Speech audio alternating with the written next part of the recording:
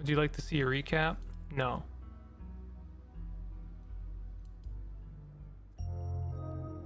Sunshine filters in through the dusty windows of the estate as the dull aches of last night's activities throb in and out of focus. I think see if your time allows it, but it is a good stopping point. No, I think I'll keep going. I am enjoying, like, I don't want to rush this game, but I also want to, like, you know, go through it.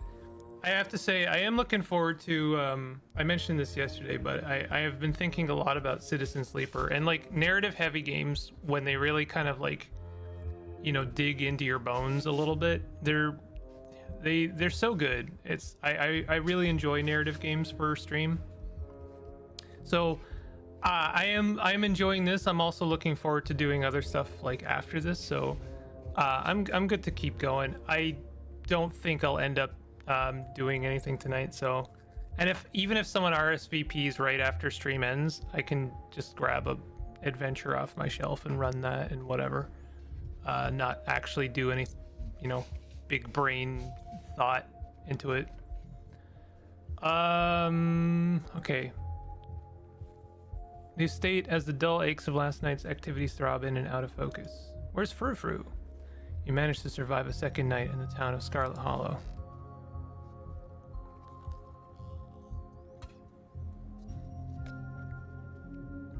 As you pull yourself out of bed, you can feel the soot and grime of the Shaw mine still stuck to your skin. Take a shower. I will try to check out the chest of drawers, but I think it might actually be too late forever. You step into the guest bathroom and into the shower. The water is hot and, surprisingly enough, clean. As steam fills your lungs and soot washes down the drain, you think about Duke, the image of him lying there. Scrub feverishly, trying to scrape the memories from your skin as if they're a part of the dirt that coats you. Think about Sybil's warning, the worst is yet to come. You're done here. Wash away your sins, I got a Chivo. You're done here. You turn off the faucet and dry yourself. Check out the closet. Hasn't moved, right? I'm sorry, Maine. I think it's gone. I don't think there's a... I'll tell you what I'll do. I'll tell you what I'll do. I'm gonna make a save point here. I'm gonna hit the load button. We're gonna go as far back as... Do you think this will work? Or is this after? That's after. I think this is the earliest save I have. Actually, I feel like this is the earliest save I have. Because that's 1534.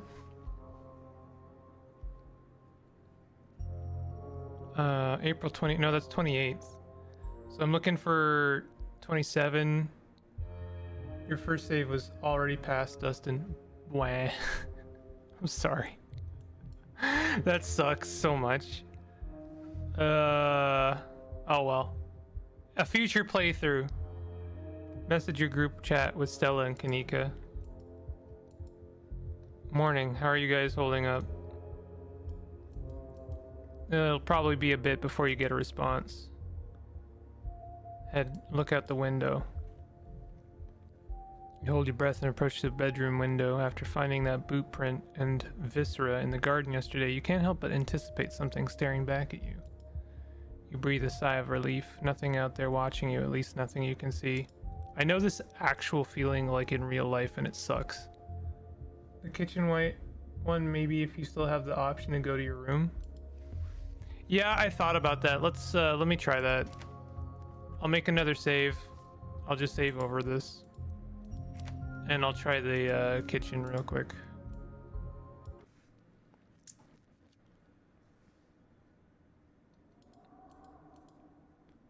Okay, settle into your room. Aha! All right. It's not too late. Yo, okay. I've seen pictures of this guy. I didn't realize that Dustin was a possum. You drag your suitcase over to the dresser and open the bed bottom drawer and up. Opossum, sorry, opossum. Is it? I never know how to pronounce it. Is it opossum or just possum? Lurks within. It is quiet but angry. It's angy, afraid. I friend. I know hurt. Look at him. Afraid. What's your name, little guy? I'm Murphy. Dustin. Should I give this guy a little voice? Hold on a second.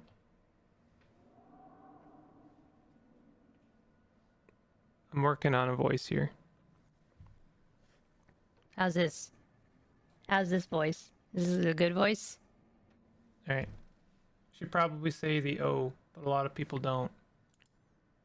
What are you doing in my drawers? Warm, dark. Okay. Can you move, please? I want to put my clothes in there. Ah, firm your boiled peanuts.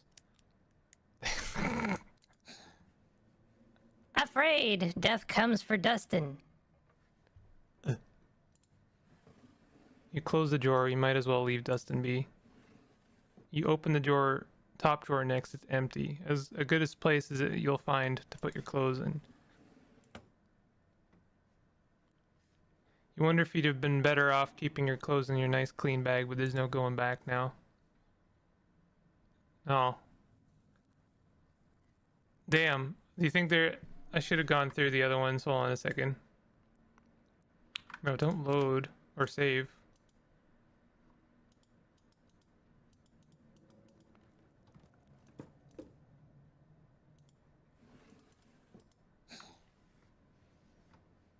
Can you tell me about the human who lives here? Which human? But Perlan died. Only human lives here. Dustin not good with names. 2 human live here. Can you tell me about the humans who live here? 1 human sad, 1 human scary. Tell me about the sad human. Cries, gives Dustin bad sleeps. Tell me about the scary human. Always watches, eyes hateful. Thanks for the help, Dustin. Okay.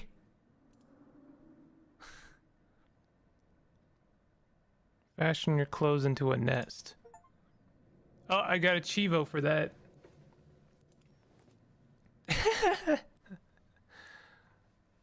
You gently lay your clothes on top of the creature, arranging them in a little nest. Dustin closes his mouth somewhat more at ease than before and looks up at you with his shiny black eyes. Human is kind to Dustin. Dustin will remember this. Well, it's a dang shame that this is not canon. It's not canon. It didn't happen. We made it up. Built him a nest out of clothes and he enjoyed it a lot. Was able to vent about my trauma to him on the subsequent mornings. Ah. Oh, that's a bummer. I'll do that in a future playthrough. And I do intend on playing this game again since it is so malleable. You've done everything you wanted to up here. It's time to start your day. You enter the kitchen to find your cousin in the midst of devouring a pint of banana chocolate chunk. She isn't alone. Who's this? Frou-Frou glares at you from her usual spot on the counter as a red-headed woman busies herself trying to tidy as best as she can. Oh, this is a cleaning lady. Can't remember her name. You have to imagine that the fresh face in the kitchen is Janie. Tabitha did mention that she comes in on Wednesdays to clean. Vile woman, destroying the natural order of my kitchen. Ha ha. Tabitha's gaze swivels from the woman to you, her glare intensifying. What the fuck? Bonjour, frou-frou. Ugh, bonjour, sacre bleu. Do you not think you can just bonjour me? Just because I slept at the foot of your bed last night, I still despise you. 3 humans at once, this is abhorrent. Your stink will linger here for hours. How am I to bear it?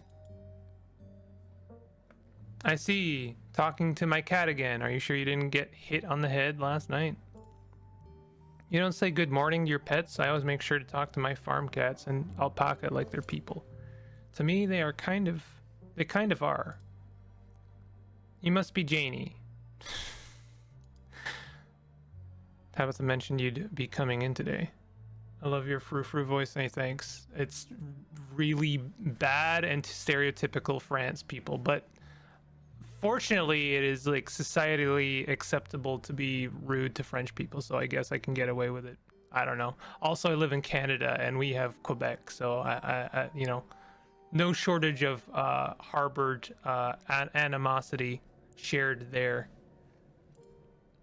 That's right. I'm just here to do a little bit of cleaning. What cleaning Miss Tabitha will let me do, at least. I could have this place looking brand new, you know. Don't go making any big renovations or moving anything around. I like knowing where my stuff is. Okie dokie. It's nice to finally meet you, Murphy. I mean, I guess I did meet you on Monday when you popped into the diner. Oh, did I meet you? Janie. But seeing someone somewhere and meeting them face to face are 2 completely different things, I suppose. What? It's Monty Python's Flying Circus. All I'm trying to say is that it's wonderful to finally actually meet you. I'm so happy part of the family is here to keep Miss Tabitha company, what with everything that's Janie. Oh, I'm sorry, Miss Tabitha. Am I being too much again? Tabitha grumbles in acknowledgement. Oh, for Janie, you're spoiled. Is this like gonna get me into trouble? Am I like burning every bridge that I find? I like seeing their like mild face of disgust. Hey, I used to have a tradition whenever I met someone or made a friend and like would add them to my phone like Rolodex of contacts, is I would ask them like, hey, I tell them like I have a tradition is whenever I add someone to my contacts in my phone, I have to take a picture of them looking disgusted. Like have a disgusted look on their face. And it was really funny because basically whenever I received a call from anyone, it would be their face looking grossed out by me. It's a really good tradition. I highly recommend it. It was like excellent. I'm sorry I didn't keep up with it, to be honest.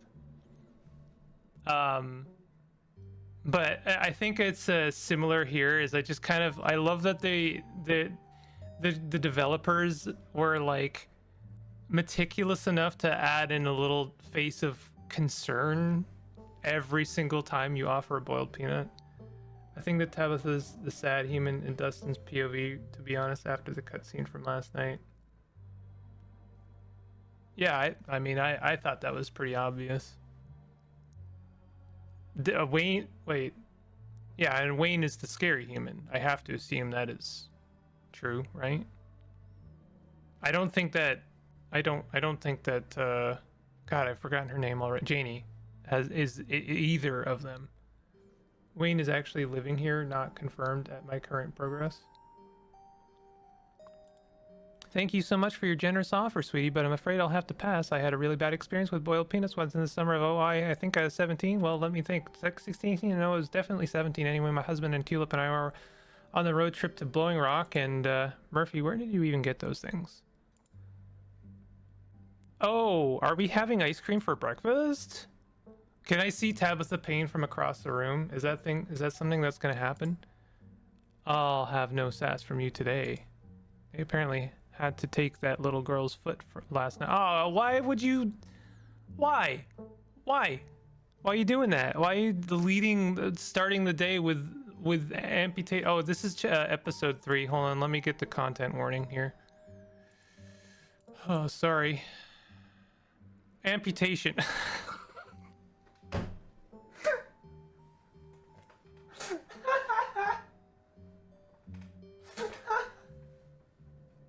Oh, I'm sorry. That's really funny to me. I'm really sorry. That's really funny to me.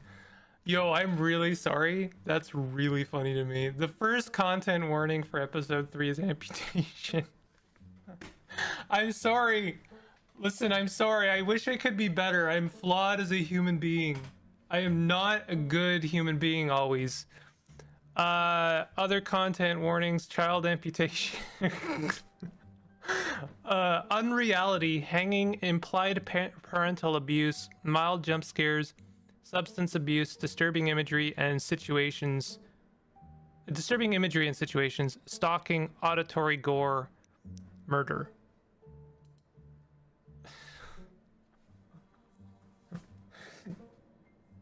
Oh, Jesus Christ.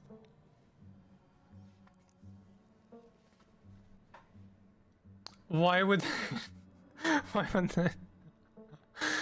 Hey, listen, the game may have warned me, but Tabitha sure as hell didn't. Like, she really just kind of like, here you go, have some, let's start the day with a little bit of trauma, a little bit of mild trauma.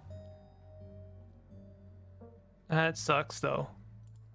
I'm so under a lot of stress right now. I'm under a lot of stress right now, in case you hadn't put that together. And there is no we here. This stuff is way too hard to get a hold of for me to share. Tabitha takes one last spoonful of ice cream, then discards the empty container, turning to you with her trademark scowl. Let's get going. I've got an errand to run in town, and every time I've left you here alone, something terrible's wound up happening, so you're coming with me. Hold on, you can't just tell me Rosalina lost a foot and move on like nothing happened. Just because something terrible happened to someone, it doesn't mean that life doesn't go on. You know, it can take a pause for a moment, though. Life has to go on, and let me assure you that what happened to that poor girl weighs heavily on my mind. I would love to believe that. I would love to give you the benefit of the doubt, but I think it weighs heavily on your mind because of the legal implications and not because of the moral implications or the compassionate implications. Tabitha... Wah. Was that shot glass from Genie? Chapter 4 is worse, okay. Now, shall we go, or would you rather keep bombarding me with guilt for something I personally begged you not to do? What do you mean? What did I do? Cousin bonding time! I haven't had my breakfast. That's true. I haven't had my traditional PB&J sandwich, and you know what, Tabitha? You can suck eggs if you think I'm gonna skip tradition like that. Should have thought about that before sleeping in so late.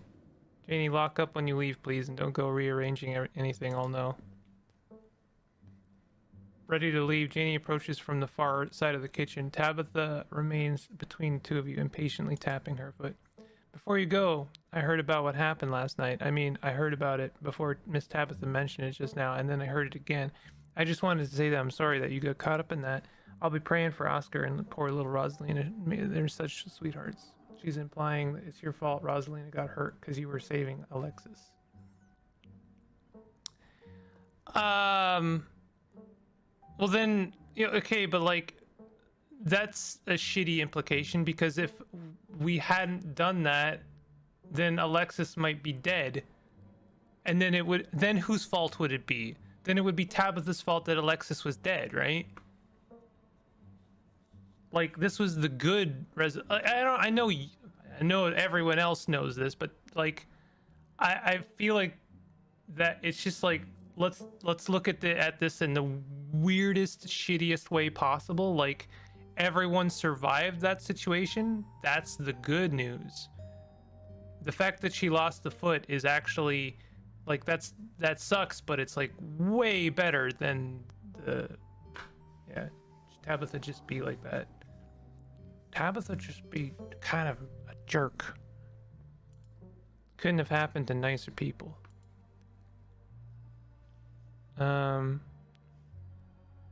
you seen any weird creatures around town? I didn't actually mean to click that. I meant to click away, but that's okay. That's fine. You know, now that you mentioned it, I've been hearing some folks talk about weird creatures, but I haven't seen anything myself. No, unless you count whatever massive rats have taken up residence in the church. My little tulip keeps pretending that they're little fairy friends or something, taking nibbles out of our trash, but my husband's put out some traps, so hopefully that will be dealt with soon enough. I'm gonna stop you two, the two of you right there. Murphy, I'm busy and I'm not in the mood to stand around waiting while you play Nancy Drew with my cleaning lady right in front of me. We're leaving. Bye, Janie. Alrighty then, be safe out there, you two. Janie gives me the impression of like the entire bag of like wall of text character. Tabitha practically drags you from the estate, one hand clasped firmly around your arm. She continues to drag you all the way into her car and from there into town. The ride to town is uneventful, and your cousin unsurprisingly more focused on the road than on making conversation. I wish I could have forced some conversation on Tabitha, if only to get some Tabitha pain. Or just popping into the general store for a few minutes. What are we doing at the general store? Picking up tea from Sybil. You drink tea? I don't think you drink tea. I don't think you drink tea. Don't lie to me. Don't you lie to me. You don't drink tea. You eat mac and cheese and ice cream. There ain't no way. You drink tea? Yeah, whatever. I do a lot of stuff you don't know about. What kind of tea do you drink? I used to, my cousin, this was like, we were all teenagers at the time. When asked what kind of tea she drank, because she's like, I like tea. We're like, what kind of tea do you drink? Red Rose. And we're like, okay, that's like a brand though. Like that's Orange Pekoe. No, it's not Orange Pekoe. She would insist. It was not Orange Pekoe. It was Red Rose. And we told her, we were trying to like pry from it. Like, so you like Orange Pekoe. Like that's Orange Pekoe. No. I like Red Rose. If you had street smarts, you could piss her off here by implying she's buying weed from Sybil. Damn. I do kind of somewhat regret book smarts, especially considering how many times I've ignored it, because it often comes in as a little bit tone deaf and not actually that useful. IMO.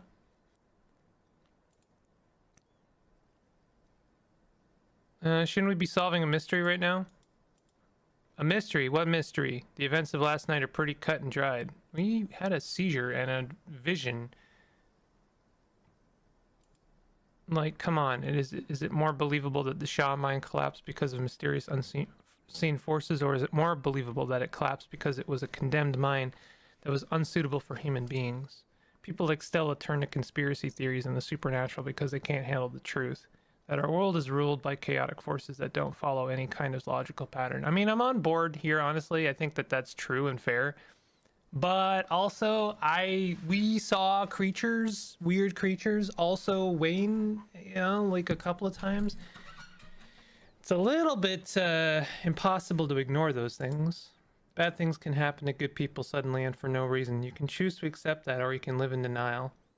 Yeah, I mean, bad things can happen to bad people too, Tabitha, hint, hint. And for logical reasons too.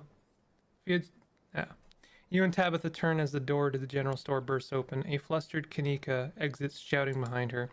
Fine, okay, keep coddling him. Keep letting him get away with stuff you never would have let me so much as think about. I'm sick of carrying this family. I assume that was about Miles, and they're not punishing Miles despite the fact that he was in a mine and didn't give a shit about managing the store. Kanika storms off, the door slowly drifting shut behind her. Other people and their drama. If more people kept things to themselves, they'd be a lot happier. That's very Hemingway of you. It worked out great for all his characters too, and for him. Okay, actually genuinely a good time for that. Definitely has given you a lot fewer and less useful avenues. Maybe I can piss her off with book smarts too. Books are for children. I read expense reports now. Oh, look at me. Oh, my hobbies include Excel and pie charts. The only pie I eat is my expense pie. Look at me. I'm so adult and mature. Actual information. You could have stopped Rosalina from going down with Becky. You could have breached the forbidden wing so much. Maybe book smarts will come in handy later and we don't know it yet. Come on already, let's go. I mean, honestly, book smarts wasn't even good enough to piss off Tabitha right there. That sucks. The bells of the general store chime as you cross the threshold. The smells of old wood and steamy herbal tea flood your senses, making you feel instantly at home. Good morning, you two. Hope you're doing well after last night's activities. Morning, is the new blend ready? Of course. Murphy, if you'd like to keep Miles company, Tabitha and I will just be a minute. Is Kaneko okay? Of course, she just needs time to cool down. Emotions are a little high considering everything that happened yesterday. She'll settle down soon enough. I'm just glad both of my little ones made it okay. Made it out okay. I mean, I personally wouldn't ever do this, but one would love to see Miles' phone get kind of tossed into the ravine, you know? Sybil motions for Tabitha to follow and they both disappear into the tea room, closing the door behind them with a tinkling of bells. Chat with Miles. Before you can finish your thought, you're halted by the tinkling of bells announcing another patron. Oh, excuse me. Wait, you're Murphy, aren't you? My name's Bo. Oh! Okay, so this is Duke's son. Okay, I was a little confused by that. It's a pleasure to meet you. The policeman told me you saw what happened to my dad. I'm so sorry for your loss. Thank you. The policeman said he might just be out hunting somewhere, but me and my mama both know he ain't coming back. You still have to ask essentially stupid questions about the local history and such. Mama's pretty broken up about it. I'm trying to hold it together since I'm the man of the house now, but it ain't easy. Me and him was supposed to bring Big Betty to the state fair this week, but now he's gone. And as of this morning, so is she. What? Big Betty or your mom? So I suppose if I'm not... Wait, what? Mama's pretty broken up about it. I'm trying to hold together since I'm the... Me and him was supposed to bring Big Betty to the state fair this week, but now he's gone, and as of this morning, so is she.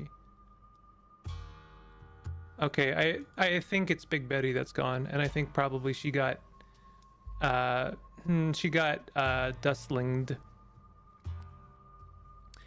If I'm going to the fair, I may as well make myself useful and get out in the woods to go look for what's left of my dad. He was there, right? Could you tell me where to look so I can try and find him? Is Big Betty one of your chickens? Nah, she ain't a chicken. Big Betty is our prize pumpkin. Ah, okay. She was a big lady too. I'd expect she was at least 2,000 pounds. Not too easy to move something like that. Could be she just rolled off down a hill, but I can't be looking for her just yet. What with everything else going on. It's dangerous up there. I wouldn't go poking around.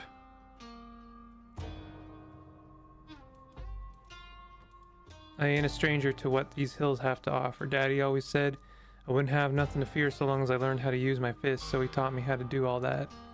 Those woods might still get scary sometimes, but I reckon there's no better way to show my daddy I've learned those lessons than to go out there and find him. I would, you know what I would love to see in a situation like this, and I know there's not really a good way to convey this, but like have your character like seriously impress the severity of how dangerous it is up there. It's like, my guy, what I saw is not something you can fight. If you go up there, you will be killed. Your dad was killed by ditchlings. They're the things that have been stealing your chickens. I know he won't accept this, but I'm saying it anyway. I ain't never heard of a ditchling before, but whatever they are, they won't stop me from trying to find them.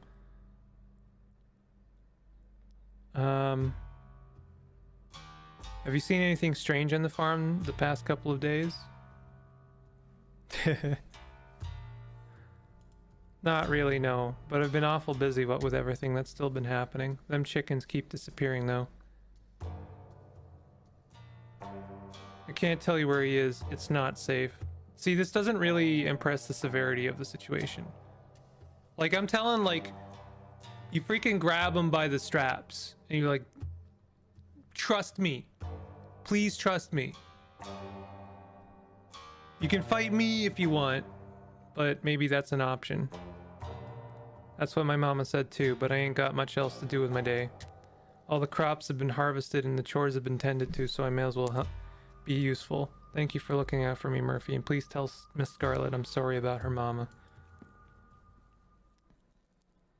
Tabitha and Sybil are still in the tea room. Your phone buzzes. Oh my god, I overslept. Still gotta make myself breakfast. If y'all want, you can swing by. Otherwise, meet me at the library and figure out plan. Think I'm good. Just had a big fight, not really hungry. Gonna chill in my van for a while if you want to hang out though. Otherwise, see you guys at library. Tabitha sure is taking her time in there.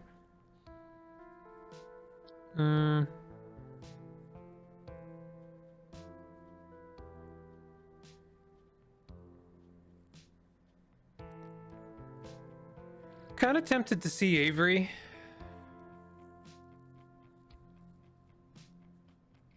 Just because I feel like Tabitha wouldn't get so pissed off that I'm like abandoning her, like I'm just going to the diner and grabbing a coffee. Like how much of a problem is that? Also, what does she want me to do here exactly? Like, am I just hanging out with her in the town? Like, what? No, I'm gonna see Avery. Screw that. Diner's busy. Its vibe is different than the past 2 days. Its atmosphere muted and serious. Evoke Kanika or Avery. Miners glance up at you with suspicion. Still? This is day 3, my guys. Hey, good to see you alive and well. You caught me at a good time. Break just started. I heard about what happened last night. Diner has been buzzing all morning, so I've been hearing a lot of things. Seems like those fellas back there are getting pretty riled up. Might be a good idea to give them some privacy, especially considering, you know, who you're related to. How about we take some biscuits to go? There's a little garden next door. I think you might like it. I like it anyway.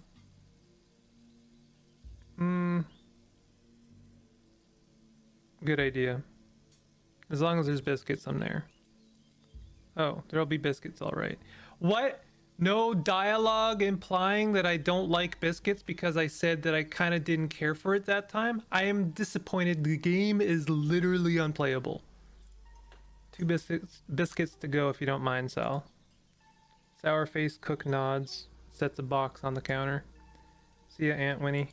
Don't get my Avery into any trouble, Murphy. I've heard about what you've been getting up to, and if anything happens to them, you'll learn the true wrath of a southern woman. I'll be sticking around the neighborhood. Unless a sinkhole opens up, I can't imagine there's much trouble to get into. You never know. A sinkhole is exactly the kind of thing I would expect. And this is the spot. It's a public garden I've been putting together. It was just an empty lot when I first moved here, but Winnie said it was okay for me to mess with. When I'm stuck in a rut with work or music, I come here and dig around in the dirt, just organizing the chaos for a little while. I don't think we came here to talk about my side projects. I've been hearing some absolutely wild stuff about last night. I don't know how much you overheard in the diner, but it seems like the miners are planning a strike. Some of them have been saying that the old mine is haunted too, that ghosts caused the collapse. I've heard about what happened to Oscar's kid too, what really went down last night. Text Tabitha about the strike. Fill Avery in on last night. I'm not going to tell Tabitha about the strike. I don't want to be enemies with it, Tabitha, but I also don't. I would prefer not to be a scab of any sort. Do your best to sound sane as you fill Avery in on the details of what happened in the mines. The knocking, the ghostly figures of dust and light, the strange episode with the stone, and of course the violent way it all ended. During your first chat with Stella in the diner, the cops were hushing with Winnie. So she's definitely getting fed some stuff. Oh, interesting.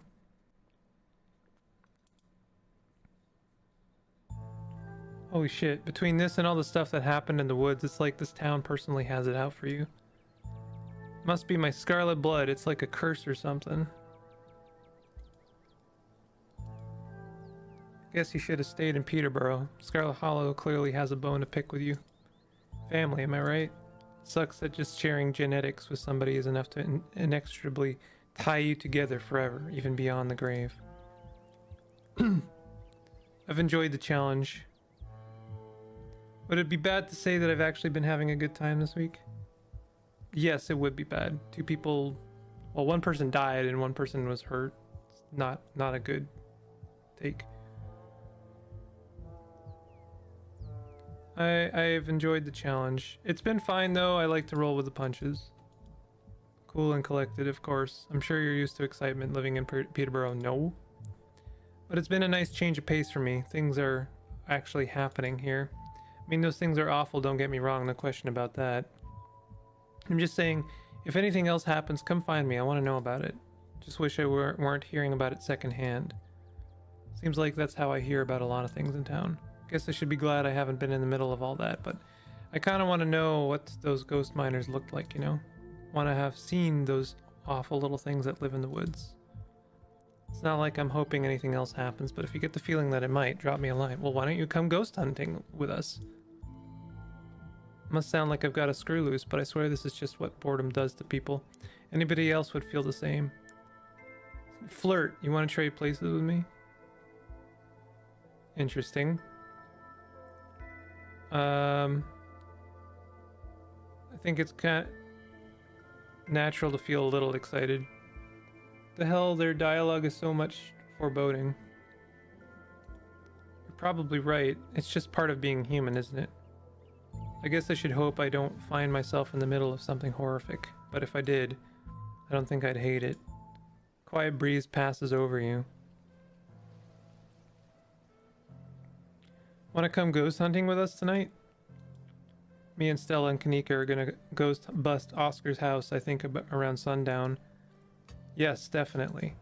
Didn't believe in ghosts before, but with the sort of freaky stuff Scarlet Hollow has been throwing at you this week, I'm prepared for anything at this point. Thanks for thinking to invite me, I really appreciate that. Is everything in this garden yours? I mean, technically it's a public garden, but yeah, pretty much every piece of green you see here is something I've planted myself. Once my house fills up, I had to direct all that energy somewhere. So I put all of it into the vacant lot next to the diner. I didn't make the frames or the benches, that was Julius, but everything else was mine. A lot of these are native plants that were already growing in the lot, though I couldn't help but add a few of my personal faves. Hydrangeas and begonias and that sort of thing, and plenty of beds for edible plants. I'm about to put in a bunch of mums with what the season's changing. Just doesn't feel like autumn without them. Julius was that guy in the back of the diner, right? That he is. He is there most days, reading his newspaper and drinking a pot's worth of coffee. Must have had something going on this morning. I haven't seen him yet. Are you and you're friends with him? He's a bit of a strange dude. I'm not sure if I could call him a friend, though I'd like to. He's more like some sort of misanthropic, wish-granting gnome. Hydrangeas are my favorite. Can't say I talked much to the guy when I first got here, even though he's in there so often. One day I was chatting with Winnie about how I was looking for a bench for the garden, and the next morning there he was. Sorry, there it was. I just noticed that you can see the manor from up here.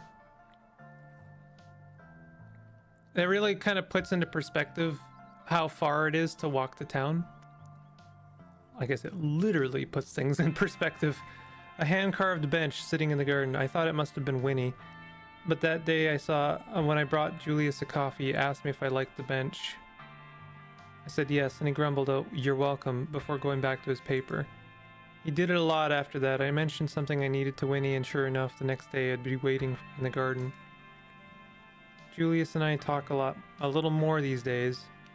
I've been to his house to help him out too. Seemed only fair, trading some pruning and yard work for new garden beds. He's a man of few words. He strikes me as a bit of a loner. Maybe feels some kind of kindred connection between us, I don't know. I guess I get what you see in him. He seems like the kind of guy who owns a lot of guns. Are you sure he's a safe friend to have? He definitely has a lot of guns.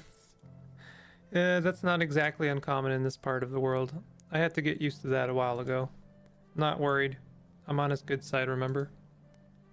Do lots of folks come here? I come here, and that's enough for me. Handful of other folks every now and then, too. This would be like the best place for drinking a coffee.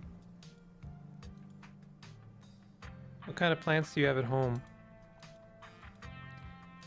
A lot. It's practically a jungle. For, say, a gift, any plants I should avoid? A gift? You don't have to go to all that trouble. For one thing, there's nowhere in town to buy any, unless you get them from me. And besides, I should probably get you something. Either one who's in town because of his Oh, well, I wasn't really talking about for you, but that's cool. It's just in case it ever comes in handy. The only kind of plant that's never done it for me is succulents. Yeah, that's interesting.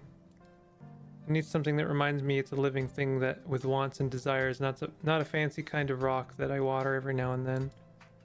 Don't tell anyone I said that. Folks in town keep getting me succulents as gifts, and I don't want them to think I don't appreciate the gesture. How dare you say that about succulents? They are perfect organisms. I don't know enough about plants to weigh in here. If you keep hanging out with me, I'm sure you'll be an expert in no time. I'm sure you'll agree that succulents are overrated. Do you have a favorite? It'd have to be my dragon scale alocasia. I'll admit it's partly because it's called dragon scale, like it's some plant from a fantasy world. It's also a cutting from one of my online plant friends. Life got pretty busy, so we don't talk much anymore, but every time I look at the plant, it reminds me that someone cared enough to package it up for me and send it to me. So-called book smarts when plant trivia walks in. Yeah, I know, right? I was kind of looking for it, and it just never appeared. The leaves look like big puffy cartoons. Excellent quality in a plant. Why put so much effort into something that's barely even alive? Seems like you've made good friends here. Oh sure, Kanika's friendly, though she's usually busy with the store. She's one of the nicest people I know, and she stops by the diner at least a couple times a week for biscuits while she works. I still don't feel like I know her. It feels like she has some kind of wall up. It's the same for a lot of folks around town, honestly. Most of them grew up together. They don't talk about the tougher parts of their lives. They just know each other too well. Someone like me, a transplant they don't trust, doesn't know about any of it. I feel like there's an extra implication here, but I'm not going to say it. It's not my business to ask. I'm polite. I do my job. I go to home, take care of my plants, wake up the next day and do it all again in a town full of friendly strangers. You sound unhappy. I wouldn't say that. This is the happiest I've ever been. It's not like I'm all alone. I have Aunt Winnie. Still, as great as she is, there are things you don't talk about with your aunt. So I guess I'm not unhappy, just a little lonely. Stella has walls, but she seems so friendly and open. She does seem that way at first, doesn't she? You notice them after a while, things she doesn't quite say, things she's hiding. I don't even think she knows she's doing it. One of those people that tries to pretend bad things never happened, like she's trying to live in a world where they didn't. I don't know if that helps her. There are still ways that it comes out, like the car thing, but if you try to talk to her about it, walls.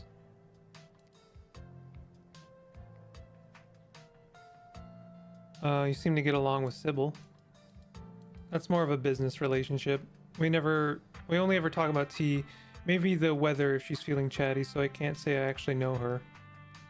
Trans and plants, really? Non-binary character and puns? Avery glances around before continuing. I don't know if you feel the same way, but there's something strange about Sybil. Can't get a read on her at all. I feel like she makes it impossible to really get to know her. She's still one of the nicest people I know, always has time to chat, remembers things I say. One of the only people in town who does. Maybe that's why I'm picking up on what I'm picking up on. Southern charm where someone goes out of their way to make you feel special. Have you thought about it befriending my cousin? No. Everyone's been pretty welcoming to me. Yeah, same with me when I first showed up. What I'm talking about runs deeper than welcoming, though. Takes more than a couple of days for it to set in. What do you honestly think about this town? It's definitely quiet. You tend to have to give something for yourself to do. Hobbies or odd jobs to try and stay busy, but it still gets boring. You don't tend to meet many new people or try new things, but it's cheap, and Winnie pays me much higher wage than I'd make in the city. I'm gonna stick around, save up, maybe eventually I'll move someplace else. I like to think I'll wind up stuck at the diner for the rest of my life, but I don't know where I'd move either. You mentioned music when we first got here. Are you a musician? I've got a SoundCloud and everything. It's pretty much what I wanted to do with the rest of my life, whether it winds up being profitable or not. What do you play? Synths. Hell yeah, synths.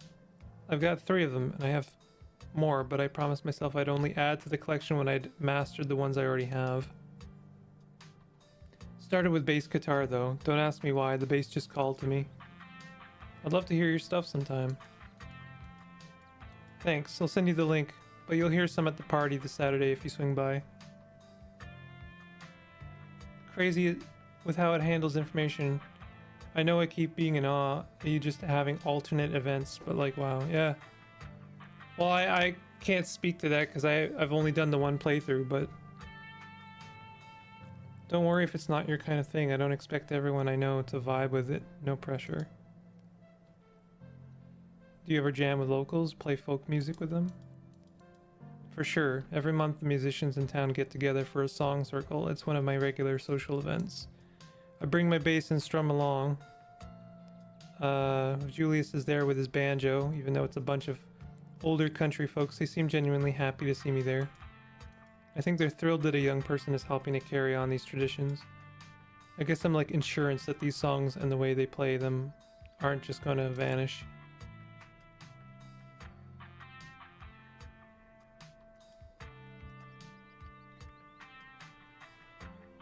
Enjoy a quiet moment. Almost forgot, it's Mayor Jimmy Day. Good excuse to head over to the library. We should check in with Oscar. Meet y'all there in half an hour. I totally blanked on that. Been having a weird foggy morning. Me. Wild that you're still doing the Mayor Jimmy thing even after last night. Do you think news has spread yet? Yeah, we should go see Oscar. See y'all soon. That's a lot of texts. It's Mayor Jimmy Day? Oh, it's Mayor Jimmy Day! It's one of the best parts of living here, honestly. I've still got a little bit of time to kill before my shift starts back up, and I'm sure Aunt Winnie won't mind. Let's go over there before it's too much of a crowd.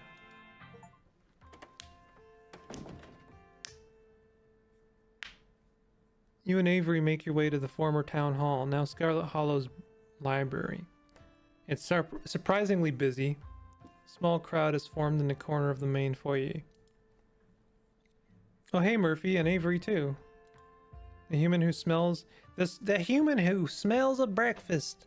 I see no bacon, no biscuits. How dare my senses be tantalized so, and all for a lie. Hey, can't believe I'd almost forgotten about Mayor Jimmy Day. Avery actually joined you for this what? Yeah, apparently. Surprised to see you here, Murphy. I half expected you to have skipped town. Yes, the whole gang's here, and Avery too. I've been waiting to introduce Murphy to the mayor for like the entire time I've known him.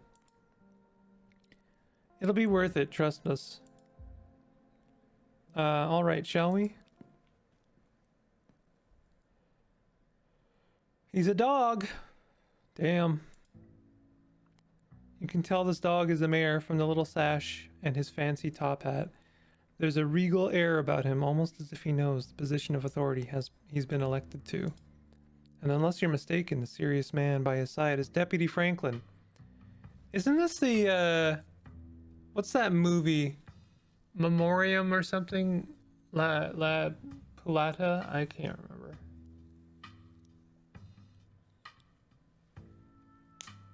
I know it's from a movie, I feel like. One of the policemen you spoke to following your encounter in the woods on Monday. The mayor's little nose starts twitching as you approach. His doggy eyes shine with a curious intensity. What have you got? You've got something wet and nutty. Finally! Someone who enjoys a good boiled peanut. You hold out your now slightly rancid bag of boiled peanuts.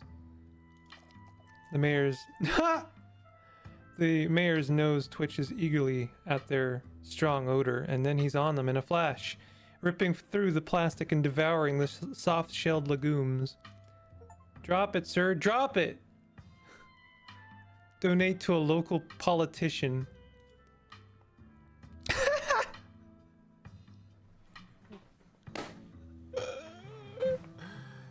Oh boy.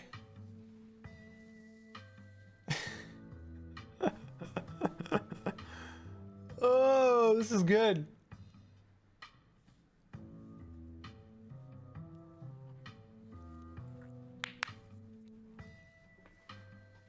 His security detail tries to tear him away, but it's too late. The peanuts are already eaten.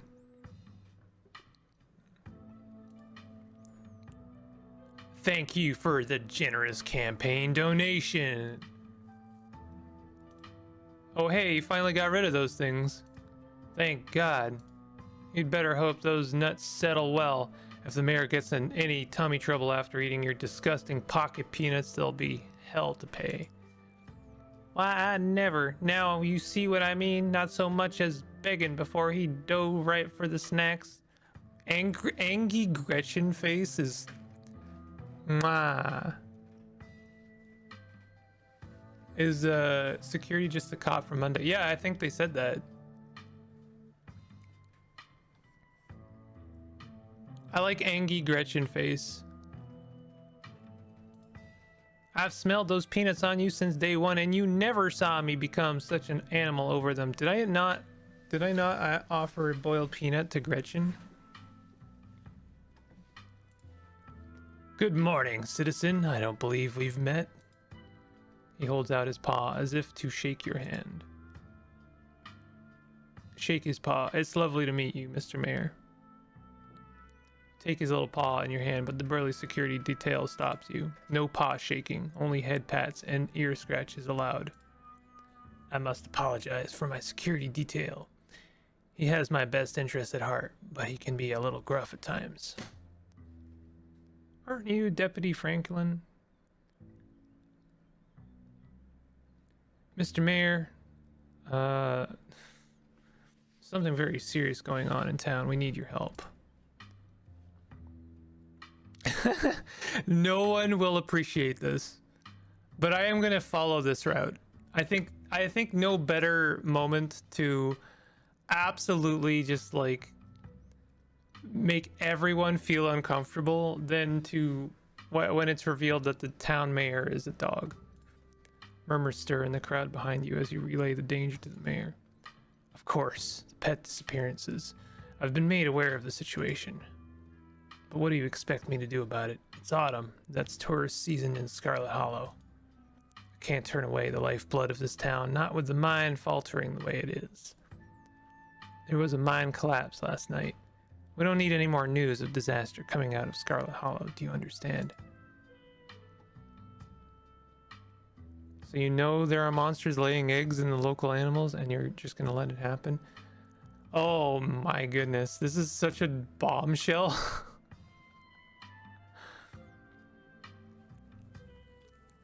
Because they can hear me talking to the dog, and then they drop like actual like info like that. I'm gonna get thrown out of this place, but we're gonna do it. Look at Gretchen's face. Gretchen has a look of like serious. Damn. Gretchen is one of my favorite characters, hands down. Look at her face. Am I missing something here? I'm as lost as you are. Alright, well, it looks like Murphy's an animal whisperer. I'm down with that. Laying eggs? Don't be ridiculous. I'm sure that whatever is causing these disappearances is just a bear or a mountain lion. We've all smelled them up in those hills. They'll move on soon enough. This is a southern town. Plenty of people are armed around these parts. They'll take care of the problem before it gets out of hand. In the meantime, it's best not to cause a panic. I'm a pillar of this community. It's my job to protect strength to my constituents. I've heard just about enough from you, Jimmy. I can hear this picture. You know exactly what that sounds like. It's like a bow, you know? Bow. That's like every pug's little screech. Bow. Bow.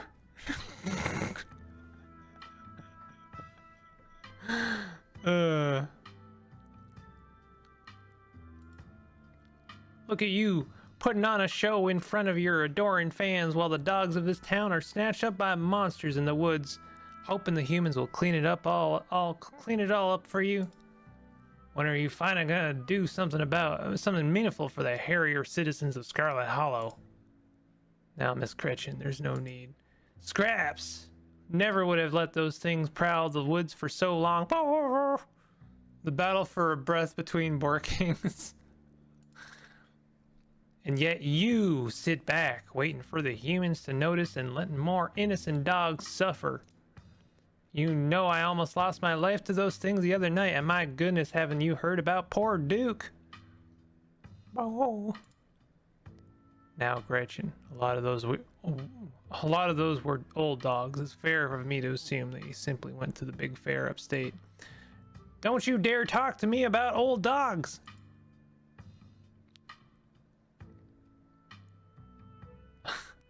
I guess every politician is corrupt and cowardly, even the actual dogs.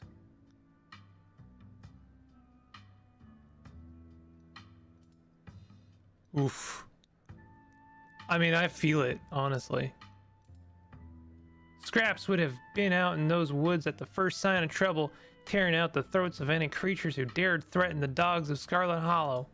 And here he is posing for the little rectangles like nothing is wrong in this town. Gretchen squirms in Stella's arms, straining to get at Mayor Jimmy. Barr. Hey, whoa, Gretchen, calm down, old girl. You're gonna pull a muscle. Hey, Franklin, I think now's a good time to dispose of this riffraff. Wow, the mayor sucks. Miss Richmond, I'm gonna have to ask you and your dog to step away from the mayor. I should have known better. These two have never been able to get along. Murphy, you've got to fill me in on their feud later. I've always been curious about why Gretchen gets so fussy near Mayor Jimmy. Stella walks off, still struggling to hold Gretchen as she shouts insults back at Jimmy. Ingrate! Ne'er-do-well! You dog! Kanika and Avery are quick to follow. I don't want to follow them.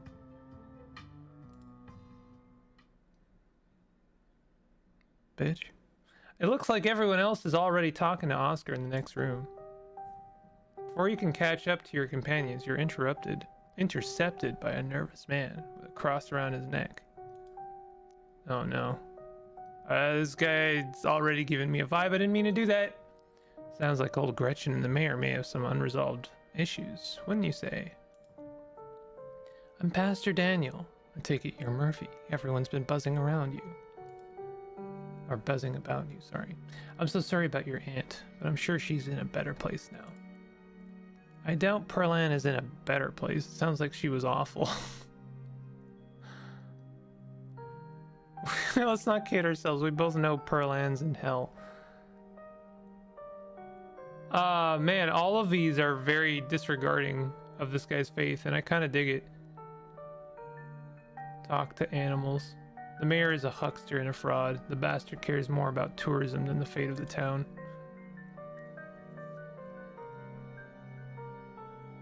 He looks like bus guy. He does a little bit. The pastor goes quiet for a second, his face suddenly white as a sheet. A smile fades from his face as he stares at you intently, studying your expression. You too? He glares to either side. Yo, a fellow animal speaker? I thought I was the only one. Please come visit me at the church soon. Seems like we might have a lot to talk about. He hurries off, suddenly quiet and serious. Nothing to do now but catch up with your companions. Oh my god. Poor Rosalina, I can't even imagine how scary this has been for her. She seems in high spirits right now, but they've got her on some pretty strong pain medication, so I'm not sure how she's gonna feel when that wears off. And it was the whole foot? Yeah, it's bad. She's alive. We'll both be able to move on from this. We just have to get through the tough parts first. Tabitha told me what happened this morning, but I didn't realize it was so bad. I mean, what did I realize? What do you mean I didn't realize it was so bad? They took the foot.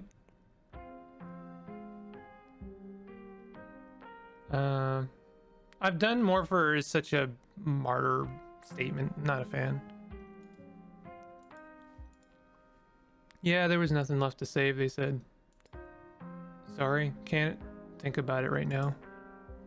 It's alright. Just take a deep breath, she's gonna be okay. Oscar.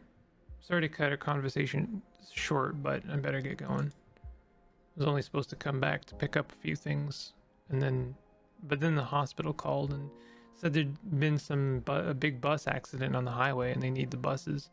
Jesus, it's just like, they just keep coming and they don't stop coming, and there's like a ghost hunt, and then the pastor can talk to animals, and now a bus accident. Even though our house is still haunted and the only place you can lie down until then is the dirty back room. Oh, don't send her to the back rooms. That drove her away in the first place. And Mayor Jimmy Day is happening. Sorry. I'm just a little overwhelmed. It's okay, Oscar. We're here to help. Yeah, we're gonna get the ghost. Stella, for Christ's sake. If you'd like, we could cleanse your house while you go pick her up. Seems like a good idea to do it while the sun is up. If only, but it doesn't come out during the day. So any cleansing attempts are going to have to wait until nightfall. Still not even sure we can get rid of it at all. I think I'd have to see it for myself that it was gone. It managed to trick me a couple times, and I can't handle any more surprises right now. I've got every ghost hunting device known to man. You're in good hands, Oscar. Yeah, don't worry, we'll fix this. Heck yeah, we will. Yeah, whatever this is. We'll get to the bottom of it tonight. Thanks, guys. I really appreciate it. I'm heading out. It should be dark by the time we get back, I suppose. I'll see you then. Oscar hurries off. Car keys jingling as he jogs out the door. Yeah, Murphy, we made dinner plans with our pal Reese yesterday. I'm sure his mom will be totally fine with extra guests. Will she? Absolutely. Maybe we can even get him to come ghost hunting with us. You don't have that much time to kill before the evening's activities, and you're going to need dinner. A free meal is a free meal. Oh no, you're not going to try to get Dr. Kelly to let him leave the house, are you? She'll kick us out for even asking. Yeah, honestly, that doesn't seem like a great idea. I wonder if he even knows what happened last night. I don't know how disconnected he is from the news around town. Should we tell him? It's always better to know about stuff like this. Withholding information and trying to keep people in the dark on purpose doesn't really help anyone. That's my opinion, at least. Anyway, y'all have fun at Dr. Kelly's place. Catch you tonight in the haunted house. See ya, Avery. Anyways, shall we? Time to go. So, about the mayor. Right, you seem to have some choice words for him. He's corrupt. That dog cares more about tourist money than protecting the town. Does Scarlet Hollow even get tourists? Kanika laughs. We get a few who all come to see the mayor. The plot thickens. I finally met Pastor Daniel. It was only a matter of time until he tried to pull you aside about grief counseling. When my dad died, I had to ban him from the general store for a week. He wouldn't stop leaving those little pamphlets at the checkout. I don't know where he finds so many. Not gonna do this yet. His vibes are bad. He and Janie keep trying to make me go to church. Is that true? Did Janie try to get me to go to church? That's all I have to say, really. I met him. He has been met. I have no opinions on the man. Wow, really? I've always thought he makes a memorably skin-crawling first impression. Yeah, he has the tendency to stick in people's mind for one reason or another, and there are almost never good reasons. Well, I know that he shares my gift, but I don't know if I believe him. I mean, who would believe someone who says they can speak to animals? The man was grinning through all of my dad's funeral. As far as I'm concerned, he's a ghoul. I don't mean that in a stigmatizing mental illness kind of way. There's just this little siren that goes off every time I see him that tells me to get away from him. That explains about Kanika's dad. That sucks. Maybe they already mentioned that, actually. It's exactly how I would describe it as too. The whole town feels the same way now that I think about it. He must be pretty lonely. He can look for friends somewhere else. I should send Tabitha a reminder about this.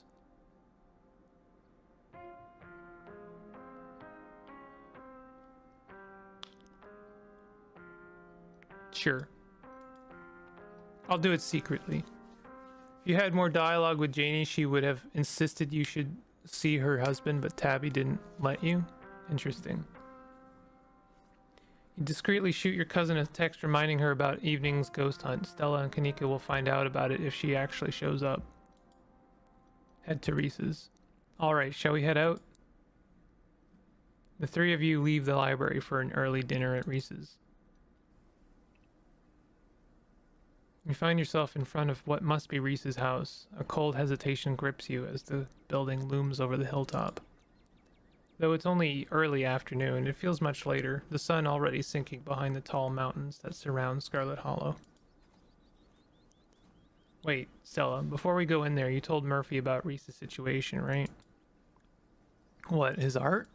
Oh, the illness thing. No, we've been a little busy for small talk, you know, with all the scary events going on. God, this has been such a long weekend, or week already. Well, like Stella said, Reese has an illness, and Dr. Kelly is really serious about it, so please don't make her mad, or she'll yell at us. Whoa. Hey. Reese. Oh my god, dude, it's been ages.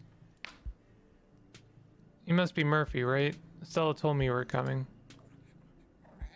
My goodness gracious, there's something that smells terribly off about that boy. Get away from my Stella, you fiend. I love Angie Gretchen. It's so good. Gretchen starts yelping at Reese, straining against Stella's grip. Is he a vampire? He gives me vampire vibes. She tries to get between them. Are they here already? I knew you'd show up early, Stella. You brought another guest and the dog. Great. Yeah, I thought she might cheer Reese up. I don't know what's gotten into her all of a sudden. The dog stays outside. But it's okay, Stella. We can let her chill in my van for a bit. Are you gonna let... Okay, I'll run the AC. Alright, fine. Leave her some treats, you know. I always have some of those easy dog jerky stashed away. The gall, the gumption. This is a violation of my rights. We go everywhere together. Do you want to come in or not? Kanika nervously tugs Stella away towards her van. You keep her safe from that monster, Murphy, you hear? You don't let a feather of harm fall on my darling Stella. Dr. Kelly quietly eyes you while the three of you wait. Gretchen called you a monster, Reese. Any idea what's up with that? Ooh. How to immediately make enemies? No. Hi, Dr. Kelly. Just come in. Let's get this over with. You follow Reese and Dr. Kelly inside. Stella and Kanika aren't far behind you. The comment about free food kind of reminded me of that scene from The Simpsons. Where it says, ew, Dad, this is blood. Correction, free blood. Not only is there an odd chill in the air, but the building itself feels too sterile. Uncomfortably tidy to the point where you're nervous to touch anything. If it weren't for the aroma of store-bought dinner rolls baking in the oven and the unsettling artwork hanging on the walls, you'd be half convinced you'd have wandered into a real estate showing. So how can I lend a hand? By sitting down at the table and not puttering around in my kitchen. I made sure everything was done well in advance, so the only thing left are the rolls, which shouldn't be long. Then we can have a quick dinner and you can leave my house and go on about your business. I was kind of hoping to see Reese's new art. We still have time now, right? You aren't seriously considering subjecting your friends to your disaster of a room, are you? Jesus. It's not that bad. You can still see the floor. Dr. Kelly raises a single questioning eyebrow. I don't mind a little mess. Yeah, I doubt it could be any worse than the way I keep my room. Yes, okay, fine. As long as you stay out of the kitchen, I don't care what you get up to. Cool. We'll just be downstairs. You won't even know we're here. You make your way towards the basement stairs. Okay. Yeah, that is quite the art. Oh, those are some ditchlings back there for sure. What else we got? I mean, this is like genuinely very good stuff. This is the basement of a tortured artist. Its discarded canvases line its edges, while trash and sketches leak out from their piles in the corners of the room, hiding the bare cement floor. Ghoulish faces coat the walls in paint, sneering out at their creator. Your mom is so scary. It's very funny. She can be a little intense, kind of overprotective, which I guess makes sense. Anyways, make yourself comfortable. You'll have to forgive the mess. I've been distracted lately. Haven't been cleaning much. Has Stella told you about everything that happened the past couple of days?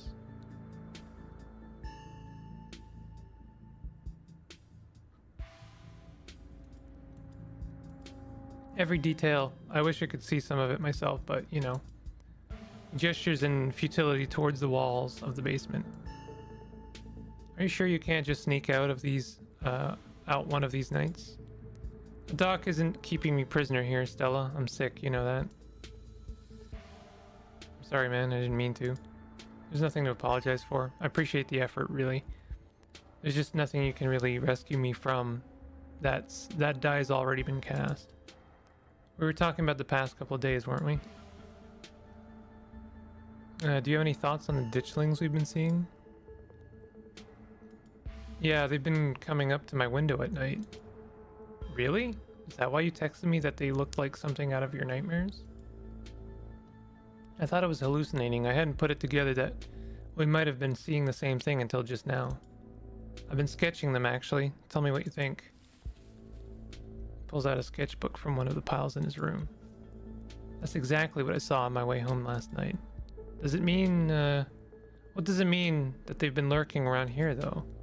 I don't know, but I like the company. They're kind of beautiful in a sad way, if you ask me. I agree to disagree with you there. Those things are going to be stuck in my nightmares until the day I die. What do you think's going on with Wayne? Who? You know, that guy who's been following Murphy around town, all ominous? Oh yeah, that slasher creep. I appreciate the classic Jason vibe he has going on. Here's hoping he doesn't live up to the look, for all of our sakes. Do you think the town is doomed? I think everything is probably doomed at some point, but I guess that's answering a different question. Do I think the town of Scarlet Hollow is on the brink of collapse? Probably not, but it's not like I have a lot of perspective on what it's like out there. There could be rioting on Main Street, and if Stella or the doc didn't tell me, I just wouldn't know. I would totally tell you if there was a riot. Would Dr. Kelly tell you, though? I mean, yeah, I'd hope so, but the point I'm trying to make is that other people are my eyes out there. What do you think of my cousin? She was always so distant and mean. I probably would have thought she had it out for me personally if she wasn't like that towards everyone. Or if I thought she even knew my name. People change. Maybe she's nicer now. She's still terrible. You guys just never took the chance to get to know her. She's actually really funny and sweet. I'll pass, thanks. What are you sick with? I know that sucks to ask, but I am genuinely curious. Jesus, Murphy, coming right out and in with that one, huh? We don't have time to talk about your illness, Reese. It's okay. I've come to terms with the way the rest of my life is going to be. You're so macabre. Reese, you make it sound like you've been sentenced to death. Well, you haven't, right? Not exactly. No one really knows what's wrong with me, but it's been getting worse. I can barely keep most food down. My skin always itches like there are worms crawling underneath it. Could live for a long time or a short time, no one's sure. I'm definitely not going to get better. Whatever time I have left is going to be miserable. I've done my mourning. My best years are behind me. My future is unknowable. One day I'll wind up in a pine box just like everyone else, and I'm okay with that. Damn, Reese. I may be goth, but that's some real nihilistic shit. Make sure to come by more often from here on out. Friendship heals all wounds, right? Thanks, guys, but you really shouldn't worry about me. I have my art, and I'm doing fine, really.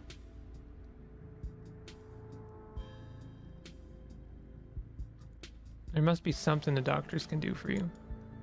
Even if it's just helping you deal with the symptoms. Doc upstairs has consulted with a lot of specialists. I've tried a lot of medications. Some have been able to alleviate symptoms, but they always come with their own fun side effects. It wound up being a question of picking which set of discomforts I wanted to deal with. I settled on constant nausea and vomiting with a persistent itch. I can't scratch. It's manageable. As long as I can still paint, I don't care. And hey, it isn't all bad. Some of it is just weird, like this.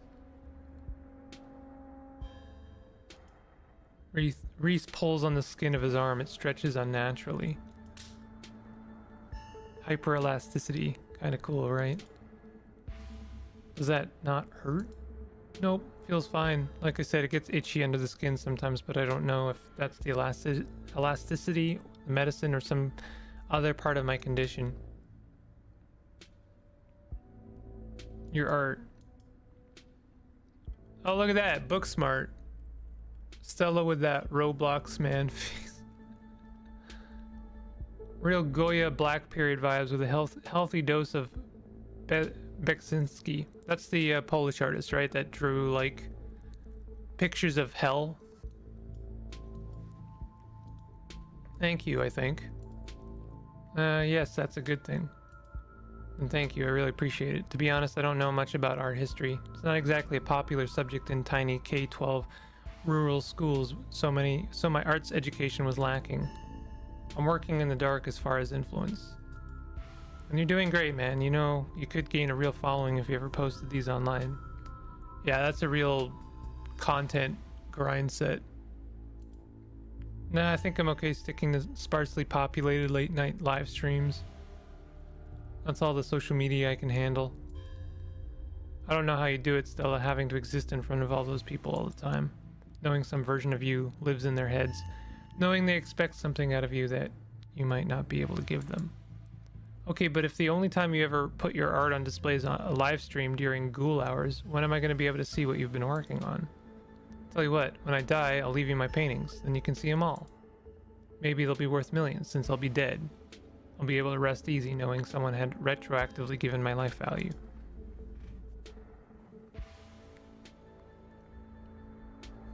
Where is this movie collection? Is it that over there?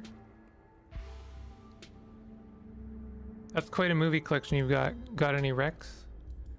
Let me think. Oh, have you heard of Shi no Chi Death Blood? I saw that for the first time recently. It blew me away. Excellent example of both Japanese horror and found footage done right. I feel like I have actually heard of that one.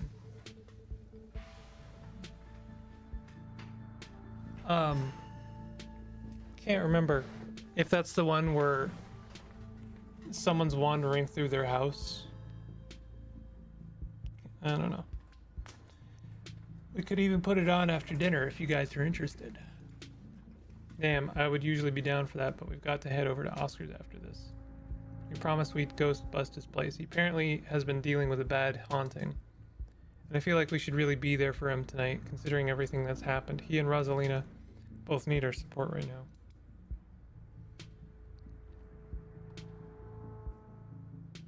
I'll take a rain check on that movie, though. Yeah, we'll definitely come by for a movie night this week. I'm free tomorrow night. Same goes for Murphy. I should probably work tomorrow, but I can close up early.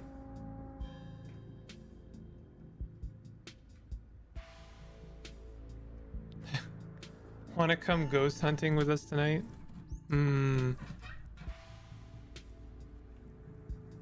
Yeah, why not? Oh wow. Do you think you'd be down for that? We'd love to have you. That would be so amazing, but I haven't had the best luck leaving the house lately. Even just walking to town is enough to put me in a bed for a week. It sucks. Make sure you bring your camera still. I want to see everything that happens. Your mom really looks out for you. That's one way to look at it, I guess. It's possible she's gotten a bit of an edge lately. I think my condition has been stressing her out a lot. It used to be something she thought she could fix, but I think she's kind of accepted that it's just something we have to manage. Even if she is a little harsh, she means well. It's like you said, she's just looking out for me. She's just worried about you. Are you sure it's not just that I did something wrong and she's never forgotten it and will hold it against me until the day I die? Oh my god. Okay. Actually, Kanika, I think she admires you. I'm gonna end the stream like very soon. She says you have a good work ethic. She has a lot of respect for people like that. Really? She said that? Oh, then I can't imagine how mean she must be to the people she doesn't like. I think she's usually nicer to them. That's how you know you've really messed up. What about me? Does she say things about me? Do you want to know? Well, when you say it like that, no. I'll just keep imagining us as very good friends. Dinner's gotta be ready by now, right? Almost on cue, Reese's mom shouts from the kitchen. Dinner's on the table. And I'm gonna call it there. Game doesn't stop with introducing interesting characters. After dinner, I'm actually gonna stop right there, I think. I gotta get going, and I'm crashing a little bit, so I don't want to split my attention on this one. 12 days. Where's Aircraft? Okay. Yeah, we're here. I'll be around tomorrow, and I will either continue that or do some later alligator. Really depends, and it's all good. I'm really enjoying this game. It's just like extremely well written. I think it definitely helps knowing how different it can be on future runs, because as I'm reading it now, like as I'm playing it now, it just kind of reads as a story, and it's like extremely seamless. Like you could tell me that the story was written exactly like this, was scripted exactly as it's playing out right now, and I would believe you 100%, because it just kind of reads so seamlessly like that. So it is fascinating to hear that, like, I am encountering a bunch of things that you could totally miss, or missing things that were common in a lot of playthroughs. Like Dustin, I think, is a great example. I would have missed Dustin on my playthrough completely. I would never have experienced Dustin, and I think that is actually really funny, but also just like a sign of how well the game has been put together. There's a line there for a second said you can't save everyone. Dinner's on the table. Guess that's it for catching up. I will say episode 3 will be a lot. Okay. Make sure you all wash your hands with soap. I don't want anyone sharing their germs. Sure thing. I'm allergic to soap and can't wash my hands. Go wash your hands. No use saying anything here. It's probably best to just silently comply. You make your way towards the sink, but are stopped in your tracks by the pull of an odd door at the end of the hallway. It feels out of place, like you've accidentally wandered into a different, older house. But more than that, you feel something radiating out from behind it, something dark and cold. Something that reminds you of the dusty tunnels you narrowly escaped last night. An oppressive hum just beyond your hearing fills the air, and you feel strange. Like how we have, like, pictures of the family and, like, cute little moments, sort of placed next to these, like, dissonant art, like, paintings of horrifying depictions.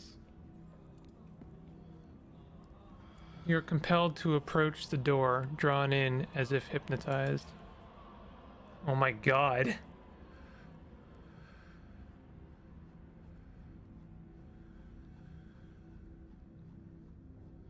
There's no second option. There's only open the door. I was wondering if I scrolled down far enough if there was a second option.